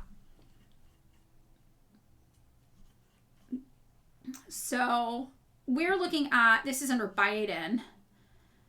We had over 1 million, I guess. So these numbers would be like 400, 500,000. This would be ironically during the first Trump administration. How many people were deported? So for you guys might be surprised if you don't live in the United States. This is Trump's deportations. For all of his rhetoric, Trump deported fewer people than Obama did in his last term. That's why this term he's used Obama's border czar to try to get the numbers up. Clinton deported some of the most people ever. These aren't the kind of discrete prescriptions in most of Europe, and broadly, if you live there a while, you're not getting deported. Yeah, that's kind of what I thought. No one's turned away at the border because they're arriving on boats, and you can't send them back to France because they refuse them. Got it. It's also very common for America to deport homeless people to different cities and states. When I was a child, personally, I've been homeless on multiple occasions and was deported with your mother from Cheyenne, Wyoming to Salt Lake City, Utah. I do know about that one as well. Yeah, I remember that one. Okay. Yes. Interesting. So, Reform, which currently has just 4 MPs, although it is leading in many opinion polls, has not specified what proportion of this number would come from future arrivals or people already in the country. Okay. So that's kind of what I was asking about here. Like, how's it going to go? Turned away at the border, or what? Yusuf claimed north of 650,000 adults were already living in the UK illegally and could be deported promptly and efficiently. However, he also accepted his estimate was an attempt to count the uncountable, and Farage added there would need to be an exercise of common sense in how the policy is applied. Citing Australian policies, Farage said they showed mass deportation programs could be effective in stopping people coming to Britain illegally in the future. Reform's UK policy would amount to a huge increase in the number of deportations and goes further than any previous plan outlined by other political parties. There were 10,000 asylum-related returns in the year to June, according to Home Office data. Under the plan, people would be arrested on arrival, detained, and disused RAF bases, and if agreements were reached, returned to their countries of origin, including Afghanistan and Eritrea, where a significant number of people on small boats come from. The party said it would build removal centers. This is a full Trump plan. All right? This is just us. Yeah, Trump had the lowest of Clinton, Bush, Obama, and Biden. I think that's very often missed. Yep, as Neural Right says. Yep. Okay. The Nigeria plan was English first. Okay. Yeah. Dead empire copying dying empire. Yeah. Reform is arguably worse than MAGA. I will say, as dystopian as things are in the United States, like with our prairie land sentencing and things like that, that just happened, the Palestine censorship in the UK seems worse than here. I think it's because, this is like my guess about this, and this is just a guess, this is just speculation, but in the United States, the only thing we have going for us is that supposedly we have free speech, right? So much of our rhetoric is, you couldn't critique the government in North Korea, blah, blah, blah, right? So if we made it illegal here to critique the government, there'd be no incentive for the American people not to revolt anymore. That's like our whole mythology. Our whole mythology is freedom of speech. We know it's not true, but they can't go too extreme with it, is my guess. Okay, got it. Interesting. All right, we only have 2 minutes left on this, so deal with France. Let's read this part. The arrival of migrants on small boats has contributed to an increase in asylum claims in recent years and put pressure on the UK government to stop the crossings. 22,000 people have crossed the English Channel in small boats this year so far, 46% more than by the same date in 2024. A record 111,000 asylum applications were made in that year to June. UK government figures show there have been 188,000 detected irregular arrivals since 2020. Okay. And these people mostly come on small boats, most commonly Afghanistan, Syria, Eritrea, Iran, and Sudan. Labour has vowed to tackle small boat crossings by smashing the people smuggling gangs that facilitate the crossings. Okay, so they are like your Democrats. They're like, we also hate immigration, but we're going to do it different. Very interesting. Okay, so I have one more question while we're on this for the Brits and the chat, because I like to understand, and thank you all for, again, sharing your horrifying culture with me. I, as an American, share my horrifying culture with you. It's an exchange. So I'm guessing this is all super racist, right? This is all like super racist motivated stuff. It's just like the brown people are coming or whatever, right? And it's kind of the mindset that goes into this. U.S. has literally kidnapped pro-Palestinian activists by ICE, had titles from graduating students revoked, or on the visa of students revoked. Yeah, that's true. And that's the thing. We move it a little more secretly than how in the UK. In the UK, they're just straight up like, you can't say this shit in favor of Palestine. You get arrested for wearing a t-shirt, stuff like that. Ours is a little more, shh, one person. I don't know. It's not like an overt rule. So yeah. Okay, so the UK is extremely xenophobic, especially towards the Middle East. Okay, so my question is, the Brexit, the Brexit kind of thing, was that based on the same kind of ideology that's encouraging people to embrace this reform thing? Is it all just like xenophobia? Because Brexit obviously was about other Europeans, right? But was the idea that these other European countries are like too soft on immigration and they're getting full of brown people or something? Is there a tie-in with all of that? It's the same people. Okay. As a Canadian, we tried to do conversion therapy on Native people until the 1960s. Jesus. Fuck. Okay. Part of Brexit was the fear of Turkey joining the EU because they think that the Turkish people aren't white enough. The Turkish people, they're not white enough. Is that right? Bulgarian workers stealing our jobs. White on white crime. White on white crime. We call that out here in the U.S. Wow. Because they're Muslims. Oh, that makes sense. Okay. Most people regret Brexit. I did see a lot of British people were like, what do you mean I don't get to do the fast lane for when I travel now? Without European insulation from immigration, England's immigrants became exclusively their problem too. Interesting. Okay. And they're against Polish people as well. Well, there's a history of that. The Poland thing, yeah. I defend the Polish people as ethnic minorities in other countries. They've been horribly mistreated. The Polish people in their own country, though, they get up to some stuff over there. They get up to some bad stuff over there. Mm-hmm. They like Polish people now, so now they just hate on the Asians. That makes sense. Okay. Got it. Got it. Alright. Okay. They've turned Polish people into the model minority. Okay. Yeah. Alright. European racism hits different. Thanks for explaining this to me, guys. You stand the Polish. You have Poles in Ireland, but Polish is the third most common language in Ireland. That's very funny. I mean, look, I think that the Polish have existed as oppressed ethnic groups in other countries where they've showed up. Poland as a country, though, very right wing, very into killing and displacing ethnic minorities, right? There's that whole. I don't know if you guys know about this. We'll talk about this before we get into the map really fast. I linked to this story. I had a video randomly go viral with Polish people, and Polish people are very anti-communist. They're one of the few countries in the world, in my missing communism spreadsheet. They're one of the few countries that actually prefers capitalism. Poland here, right? 35% viewed communism favorably, 47% view communism negatively. So they're one of the few countries that has experienced communism and capitalism and actually does not have a favorable view of communism. The other ones you could guess. There are places that have had a huge white supremacist, far right, extremist, neo-Nazi presence, or literal Nazi presence. Croatia, Czechia, Estonia, Latvia, Tajikistan, Turkmenistan, Uzbekistan. Okay, so you got it. But in Poland, I think the reason why Poland is marked Poland derogatory on our map, this is a good transition, is that Poland has always been interested in doing its own evil things, right? So when Nazis had a presence in Poland, Poland was mad, not because they had a problem with ethnic cleansing, because they were handling ethnic cleansing on their own, right? And I'm going to show you guys this really fast. This I linked in my board on TikTok, but for anybody who missed this. Poland, derogatory, right?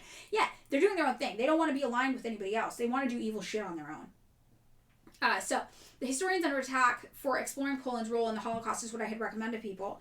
And the reason is, let me get into this statistic for everybody that really explains what was going on.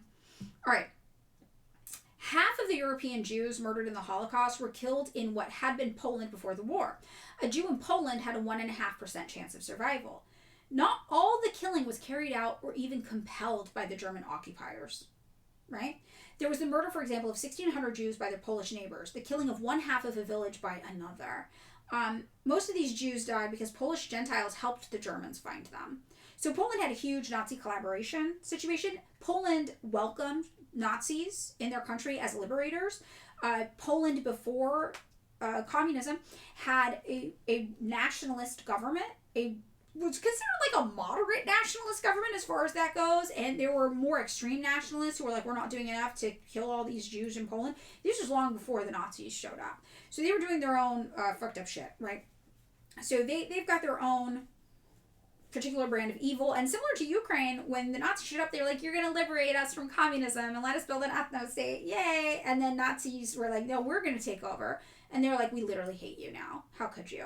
So that was the crux of their battle. It's not that they necessarily were mad at what the Nazis were doing, it's just they wanted to be able to do it themselves. I read part of it on the stream. Yeah, it's a very, very interesting a letter, and when you look into kind of the guy who was in charge in Poland before all this, he is interesting because he was like, I don't like fascism, I just like authoritarian nationalism. And everybody's like, but you're doing fascist policies. It doesn't matter if you say you don't like fascism, you're just saying that because you don't like Germany, but like you're doing authoritarian fascist policies. So, and he literally actively said, he described his own ideology as authoritarian nationalism. Very, very, very fascinating. So yeah, Poland, kooky, and then similarly,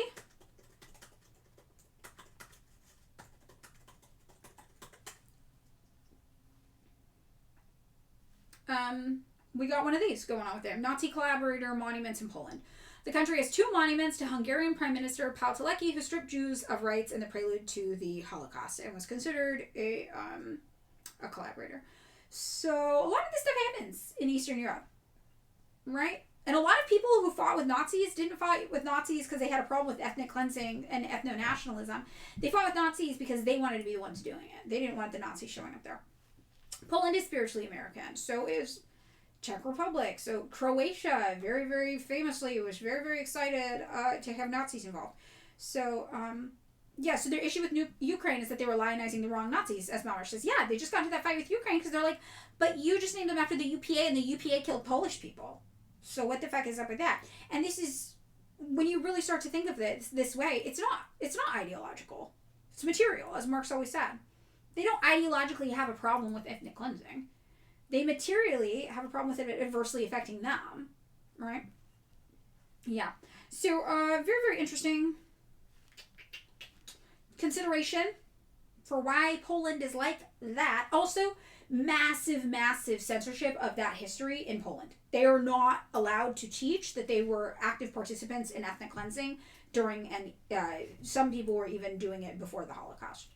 Again, not the president before the Holocaust. He was like a more moderate authoritarian nationalist implementing fascist tactics. But there were extremist groups who were interested in this at that time. They're out of there too. And they're not allowed to talk about it. They're not allowed to talk about that history there. People are locked up for talking about it. Same as Lithuania. And I talk about Lithuania today in a video I posted on TikTok. Let me actually see if the second one posted it. About the double genocide theory that originated from Lithuania, similarly denying their own involvement in Holocaust type stuff. Username rhymes. Zai can fly. I got it. Thank you. Okay. So yeah, when they're like, not everything you don't like is a Nazi, I'm like, well, prove it. Like, why? Why does this keep fucking happening? Why are you all Nazis? It's pretty crazy. And it is one of the concerns, too, with the pro-Palestine movement and seeing so many people who are ostensibly left-wing conflate Israel with Judaism, and it's like, you can't become the Nazis. Like, this is not okay. So we got to be vigilant about that as well. All right. Should we get into map? Let's get into map. I'm going to take a bathroom break. I'll be back in 5. Get your map hats ready. Nadia wants to revisit Afghanistan, so we'll pull up some stuff for that really fast because Nadia missed that one. And otherwise, we'll be doing Bangladesh, so there'll be what's going on there. So, try to pull up this Afghanistan stuff for what's going on there.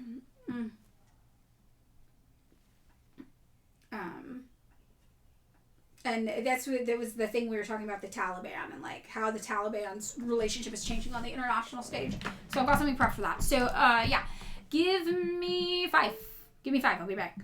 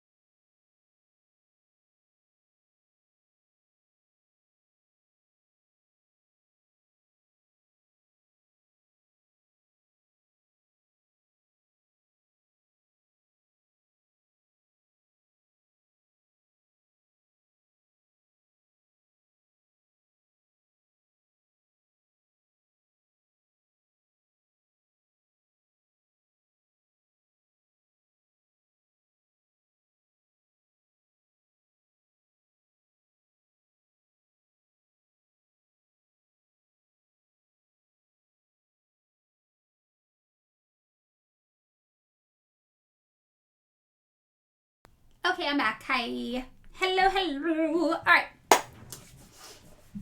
Let's get into the map. Nadia had a question about our Afghanistan position. We had positioned Afghanistan as defiant, but it was an interesting one, so we should talk about it. Is Nadia still in here? Nadia, are you in the chat still? I like Nadia and their political insights, so I think it'll be good for us to do this with them present. Map time! Map time! But I want to make sure they're here. Nadia, are you there?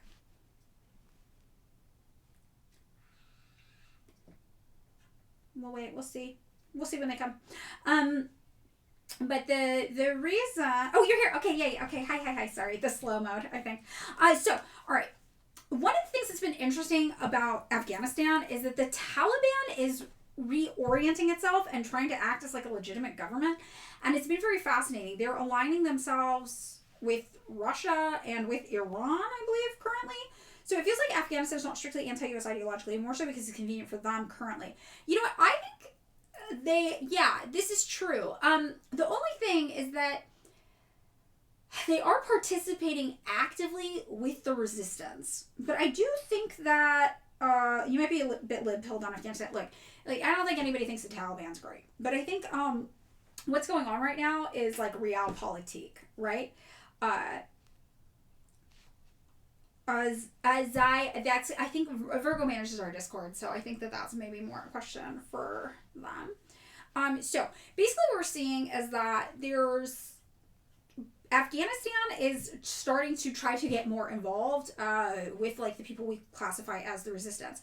So Russia removed them from a list of banned terrorist groups. People are normalizing relations with them as the legitimate government of Afghanistan. I think it's safe to say their motives are personal. However, unlike Poland, where Poland is like on the global stage, right? They'll work with you, they'll condemn you, they'll condemn that.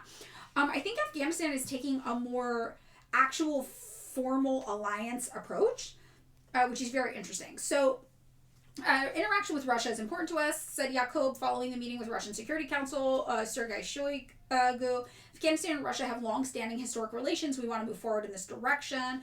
Talking about how the Soviet Union invaded Afghanistan in 1979. Oh, is my chat not working here? Do you guys not see chat here? Something weird's happening with chat. Chat. Hold on a sec.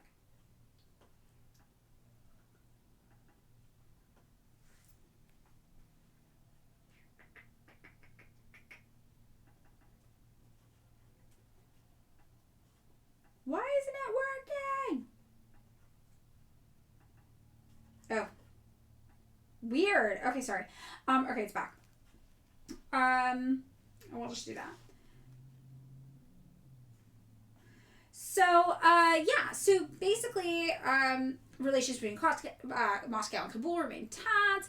Following the U.S. invasion of Afghanistan, Russia was accused of supplying arms to the Taliban. Shoigu called for Western countries to unfreeze sanctions on the Taliban, fully acknowledging their responsibility for its 20-year presence. And Russia removed the Taliban from its list of banned terrorist groups. So I feel like what we're seeing is some changes with the Taliban going on right now. And that's what signified that. They're actively pursuing geopolitical alliances with these kind of places. So let's see what else they have for Iran.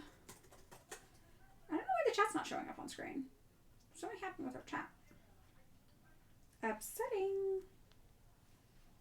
I don't know about hair care products. I have no clue. I'm gonna pull up some news. I'm going no chat just because it's not working on this screen right now.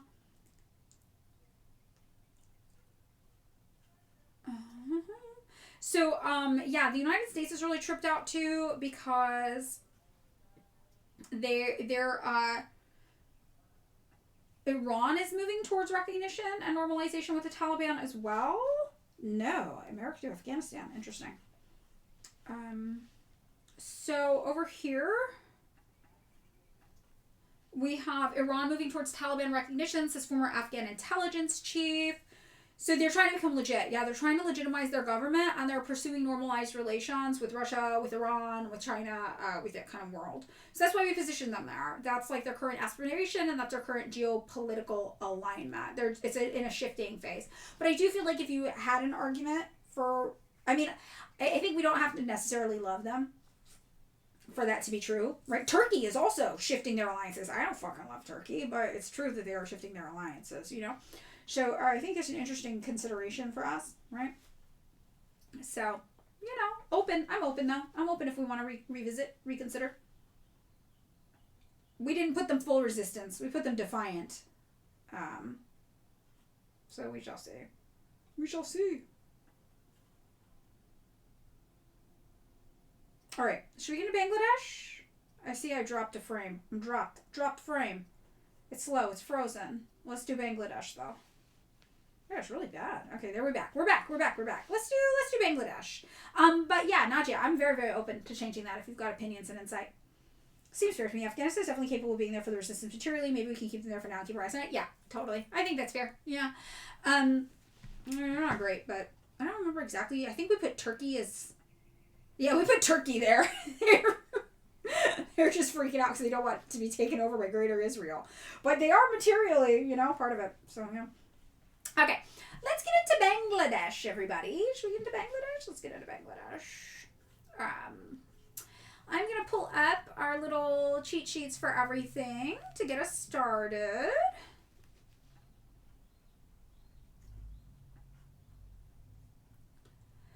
So, starting out, Bangladesh is not one of our super friends, our NATO super friends.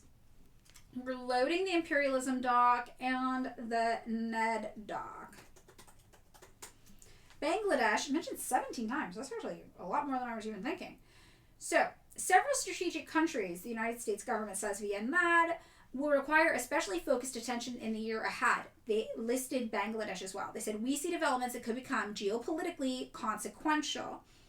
Our support for scalable civic innovation in Bangladesh, they say this here, demonstrates what is possible when agility meets opportunity. Okay, talking about Bangladesh quite a bit. In countries like Serbia, Georgia,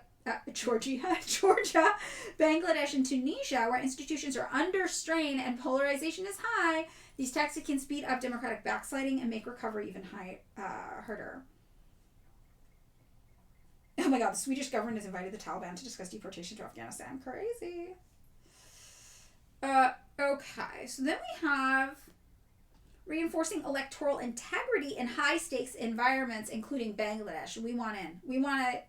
We're like, Bangladesh is in flux. Put us in, coach. Let us have it. Bangladesh is getting some of the highest spending from Ned right now. Interesting.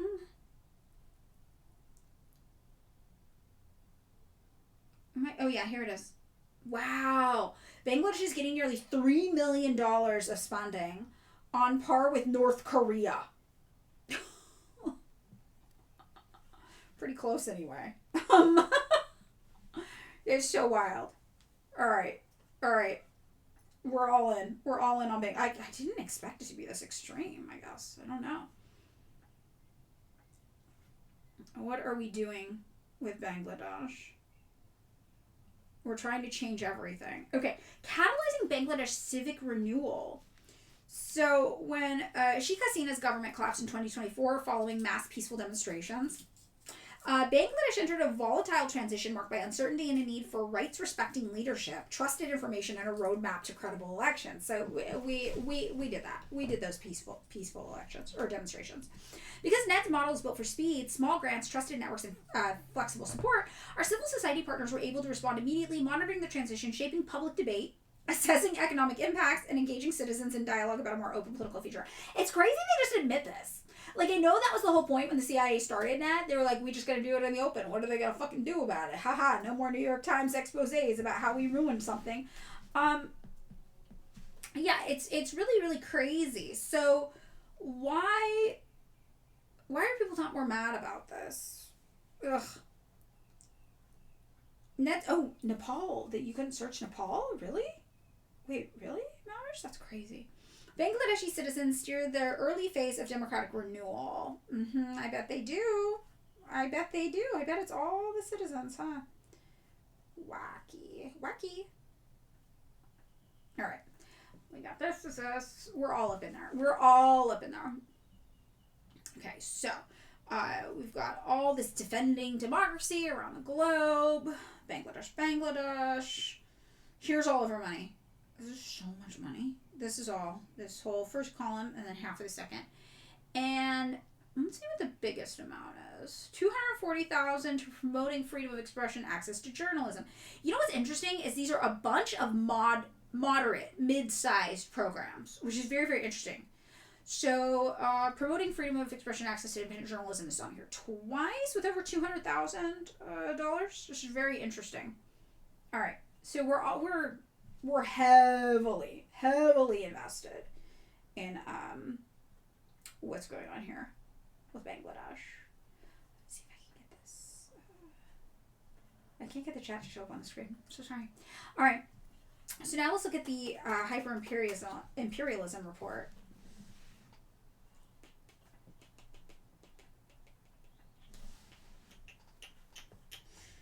All right, Bangladesh. We've got, where's that? No current U.S. sanctions, no military intervention, no military bases from the United States.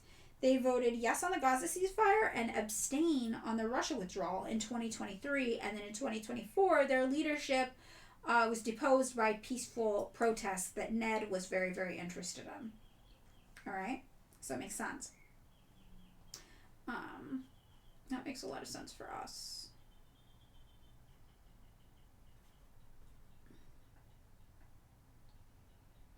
Okay. All right, got it. So I'm willing to bet their last government was more geared towards the resistance, and then their current government is probably maybe like a soak down or something like that. Okay, wait, Noam Chakusi, what? Where is it? Is there really? Yeah, but it borders Myanmar, where China's oil pipeline runs. I bet. Okay, so let's look at what's going on. Bangladesh news. Bangladesh, Russia. Bangladesh, China. Bangladesh, Israel. Bangladesh, Trump. And then Bangladesh 2024 coup. July uprising. Current Bangladesh Prime Minister. This is what we want. Okay, let's go.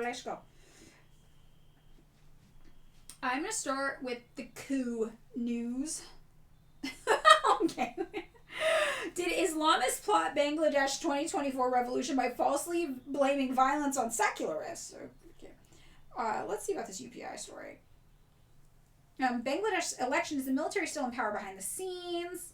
This is Carnegie. This is right-wing Americana. Unfinished revolution.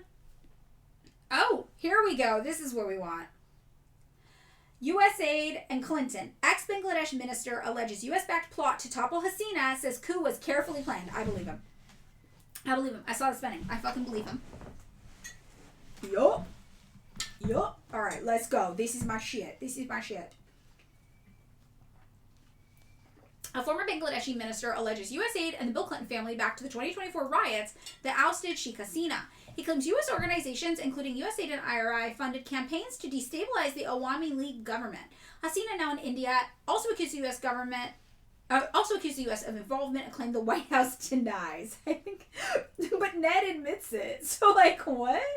This is honestly crazy. So, a former Bangladeshi minister has alleged the 2024 riots, etc., and he said this on Russia Today. Crowdery said that several U.S.-based organizations have been running campaigns against the Awami League government since 2018. Certain actions of some NGOs, especially from the United States, naming a few, USAID or the International Republican Institute, were aimed at destabilizing us. Yeah, that goes along with what Ned has been saying. The remarks come more than a year after Hasina was forced out of power. In August 2024, student-led protests over job quotas turned violent, killing more than 700 people, according to the interim government. Hasina, who ruled Bangladesh for 15 years, fled after protesters stormed her residence. Nobel laureate Mohammed Yunus was later appointed chief advisor of the interim government. Chowdhury claimed the violence was not sudden uprising, but part of a carefully planned operation supported by Western interests. There's a nexus between the Clinton family and the Yunus regime from a long time ago, he alleged. Funding through secret NGOs was taking place to bring regime change in Bangladesh. He also questioned the use of U.S. aid funds. IRI was active. U.S. aid's fundings were going to nowhere. Where had that money gone? It was destined for regime change activities. I believe this. 85-year-old Mohammed Yunus, a close associate of Bill and Hillary Clinton, won the 2006 Nobel Peace Prize for introducing microcredit, small loans aimed at helping rural families escape poverty. I actually remember that, which is crazy. Sheikh Hasina, currently residing in India, had leveled accusations against the United States after her exile, alleging their involvement in her removal from power. I resigned so that I did not have to see the procession of dead bodies. They wanted to come to power over the dead bodies of students. I did not allow it. I resigned from the premiership. I could have remained in power if I'd surrendered my sovereignty of St. Martin Island and allowed America to hold sway over the Bay of Bengal. I beseech to the people of my land, please do not be manipulated by radicals. Hasina said in a message the Economic Times quoted her as saying. The White House denied any involvement, saying, we had no involvement at all. Any reports or rumors the United States government was involved in these is simply false. I bet we were doing net spending there, though. Because this happened in 2024, right? Do we have the net report from 2023? Or 2024? Thank you. Does anyone have that hanging around?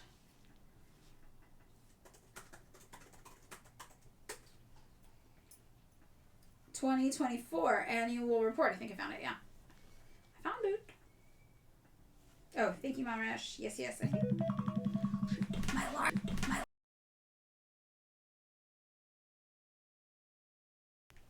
We'll do a few more. Let's finish it. Okay. Is this the same? No, this is different than the link you found. Let's see the one you found.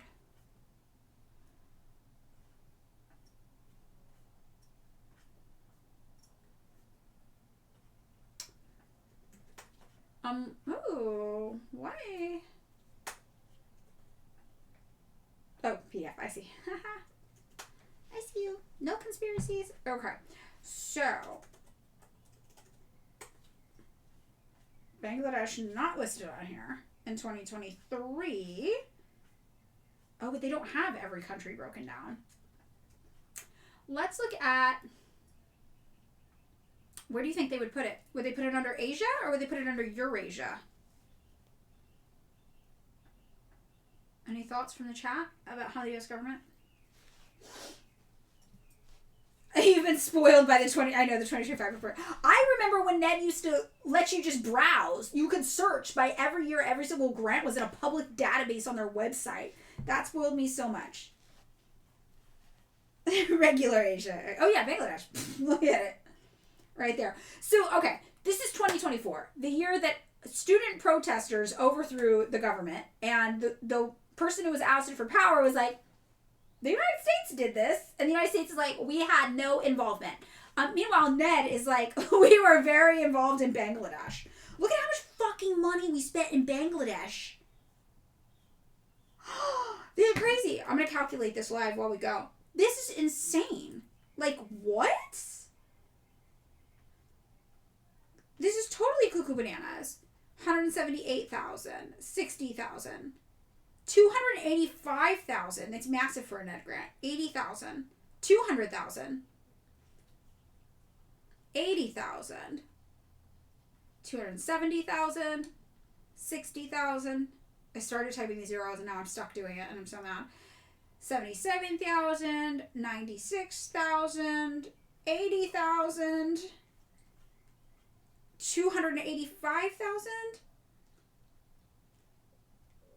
and then we've got an extra 750,000, 300,000, $336,000 and $53, very specific, and $75,482.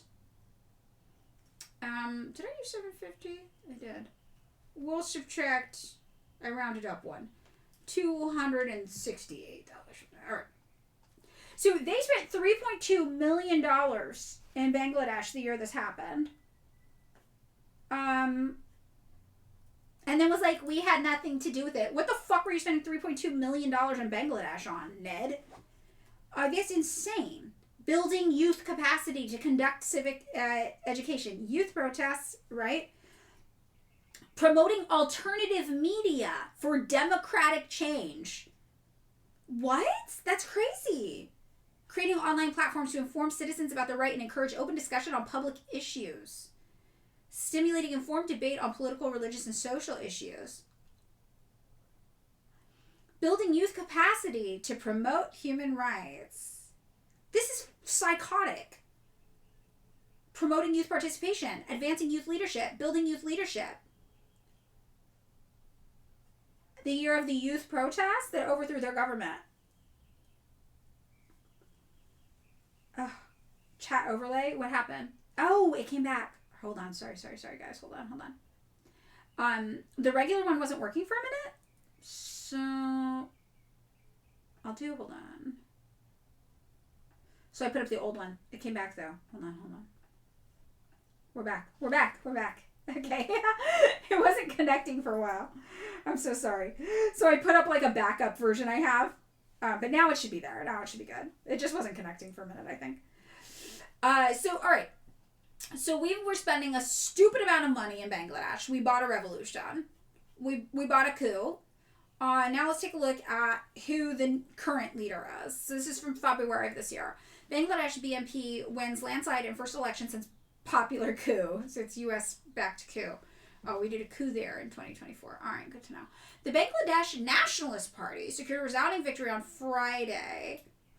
Okay, what's up with the Bangladesh National Party?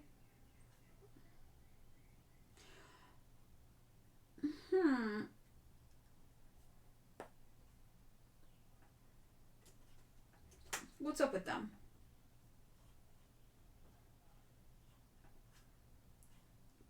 Center-right political party. I bet it is. And it's a nationalist party. They adhere to Bangladeshi nationalism. It's a right-wing government. Okay. Good to know.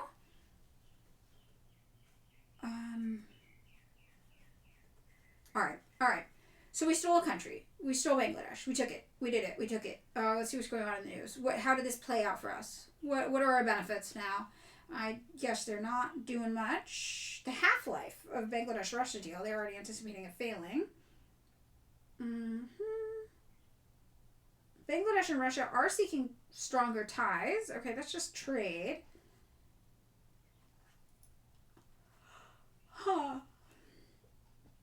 China responds to India's concern over TISA cooperation with Bangladesh.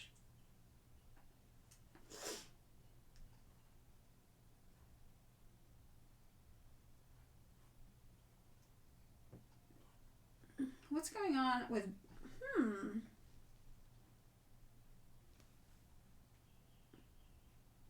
Bangladesh has never had diplomatic relations with Israel. Since independence, Bangladeshi passports have historically carried the statement, this passport is valid for all countries of the world except Israel. So their citizens don't go to Israel. The clause was removed in late 2020 during the Awami League government without any formal announcement. That's interesting.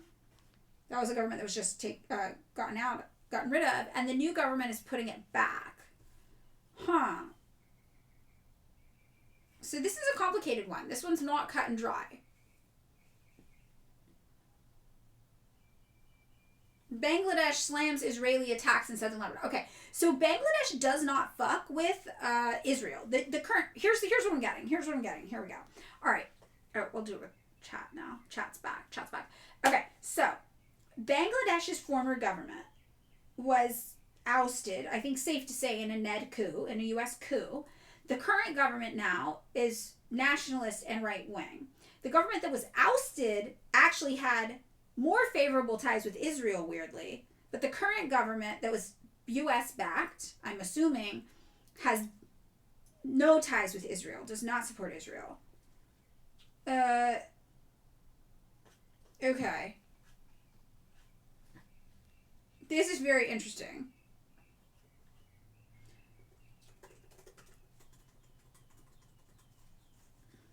Let's see what's going on with Donald Trump. They nicknamed a buffalo Donald Trump. Hold on. Donald Trump buffalo. He does kind of look like Donald Trump. Shit. They named this buffalo after Donald Trump. You would posit Israel's unpopularity is probably responsible for that. Yeah, trade with Israel. Yeah, okay. That's a good idea. Minus buffalo. Show me non-buffalo related news.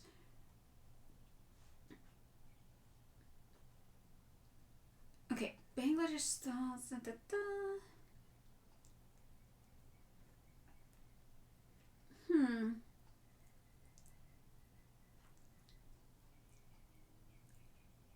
Interesting.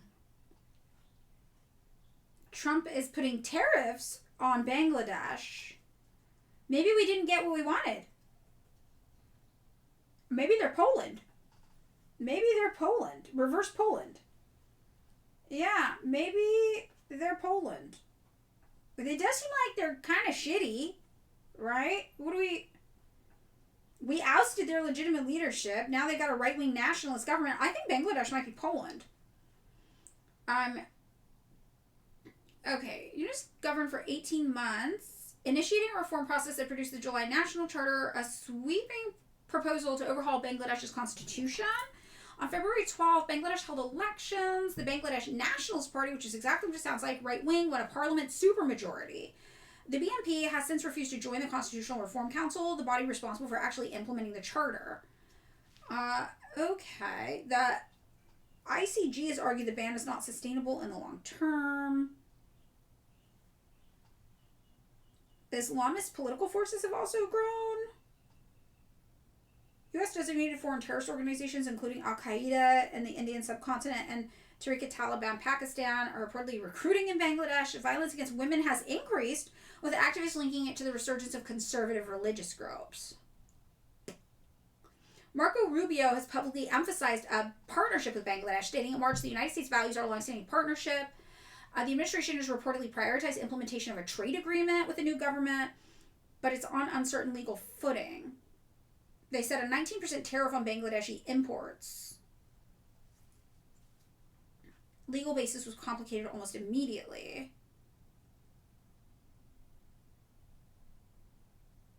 The Democrats are mad at this. It's a political sticking point for them. Okay.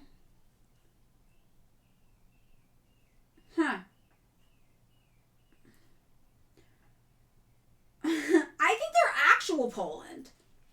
Do you guys not think they're just actual Poland? I just kind of feel like they're actual Poland now. We put in this new government we thought was going to be bomb for us, and they're just kind of like, we do what we want. Like Poland. Right? That's what I think. I think we thought they would be, I think they're Poland. They might be our third Poland on the map. I think I'm going to Poland them, just like Bhutan. Bhutan, very different though.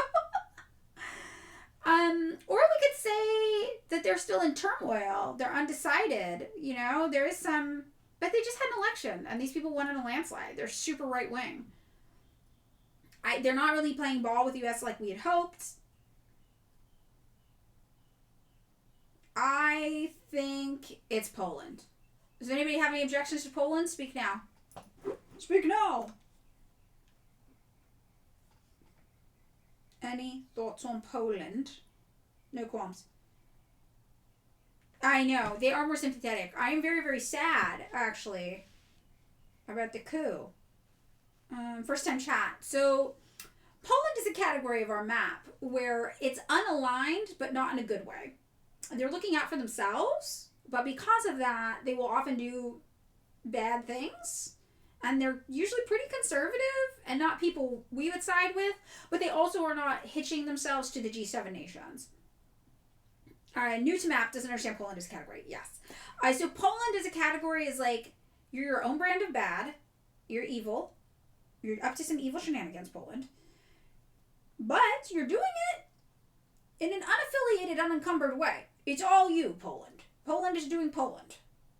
They're a little bit of a loose cannon. They're a little unpredictable for who they will side with, but it's not like they have a strong moral principle guiding them, right? That's the Poland category. So this would be our third Poland.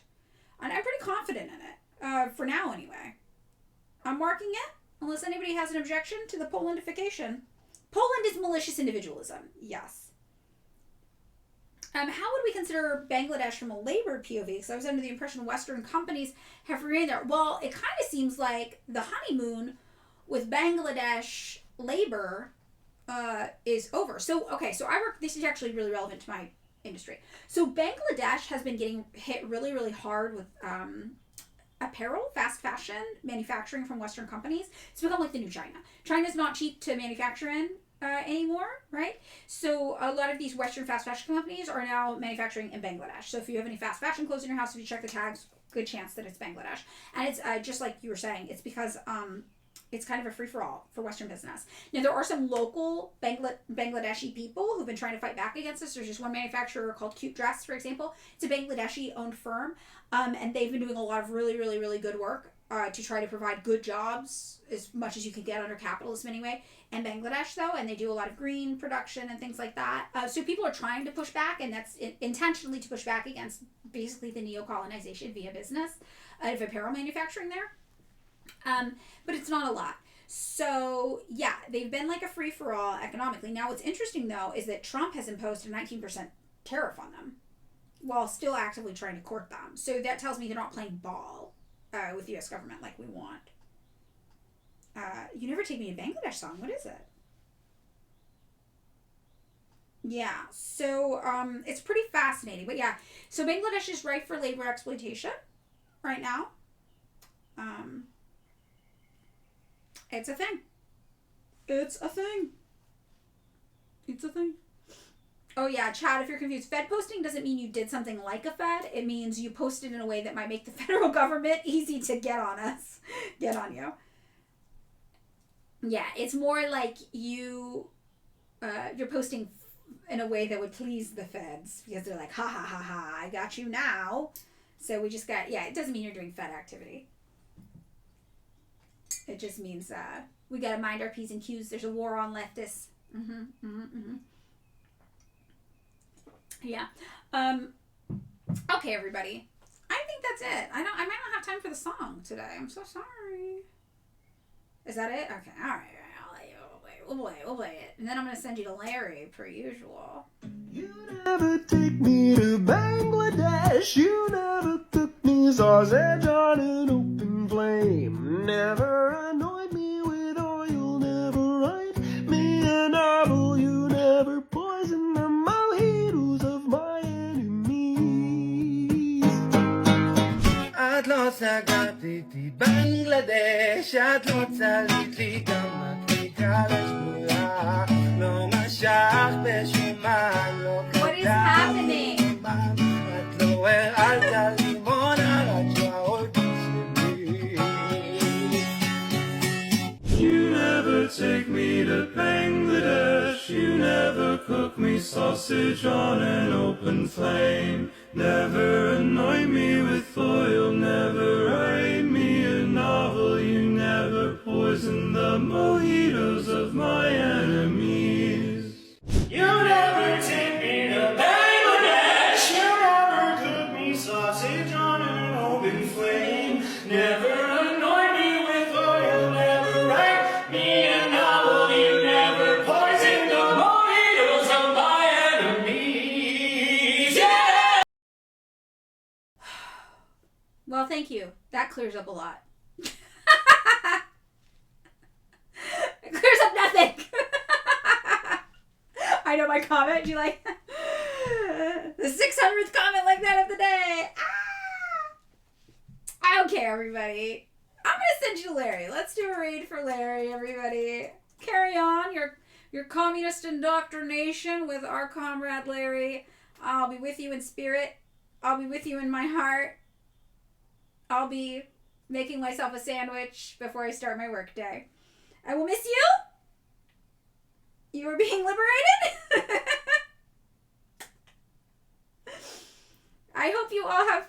And I will see you tomorrow for Topics Tuesday, where we will get back into our deep dive on Ukraine and Russia. Are we doing it? How do we do it? How do I... Oh, there you are. There you are. Okay, go.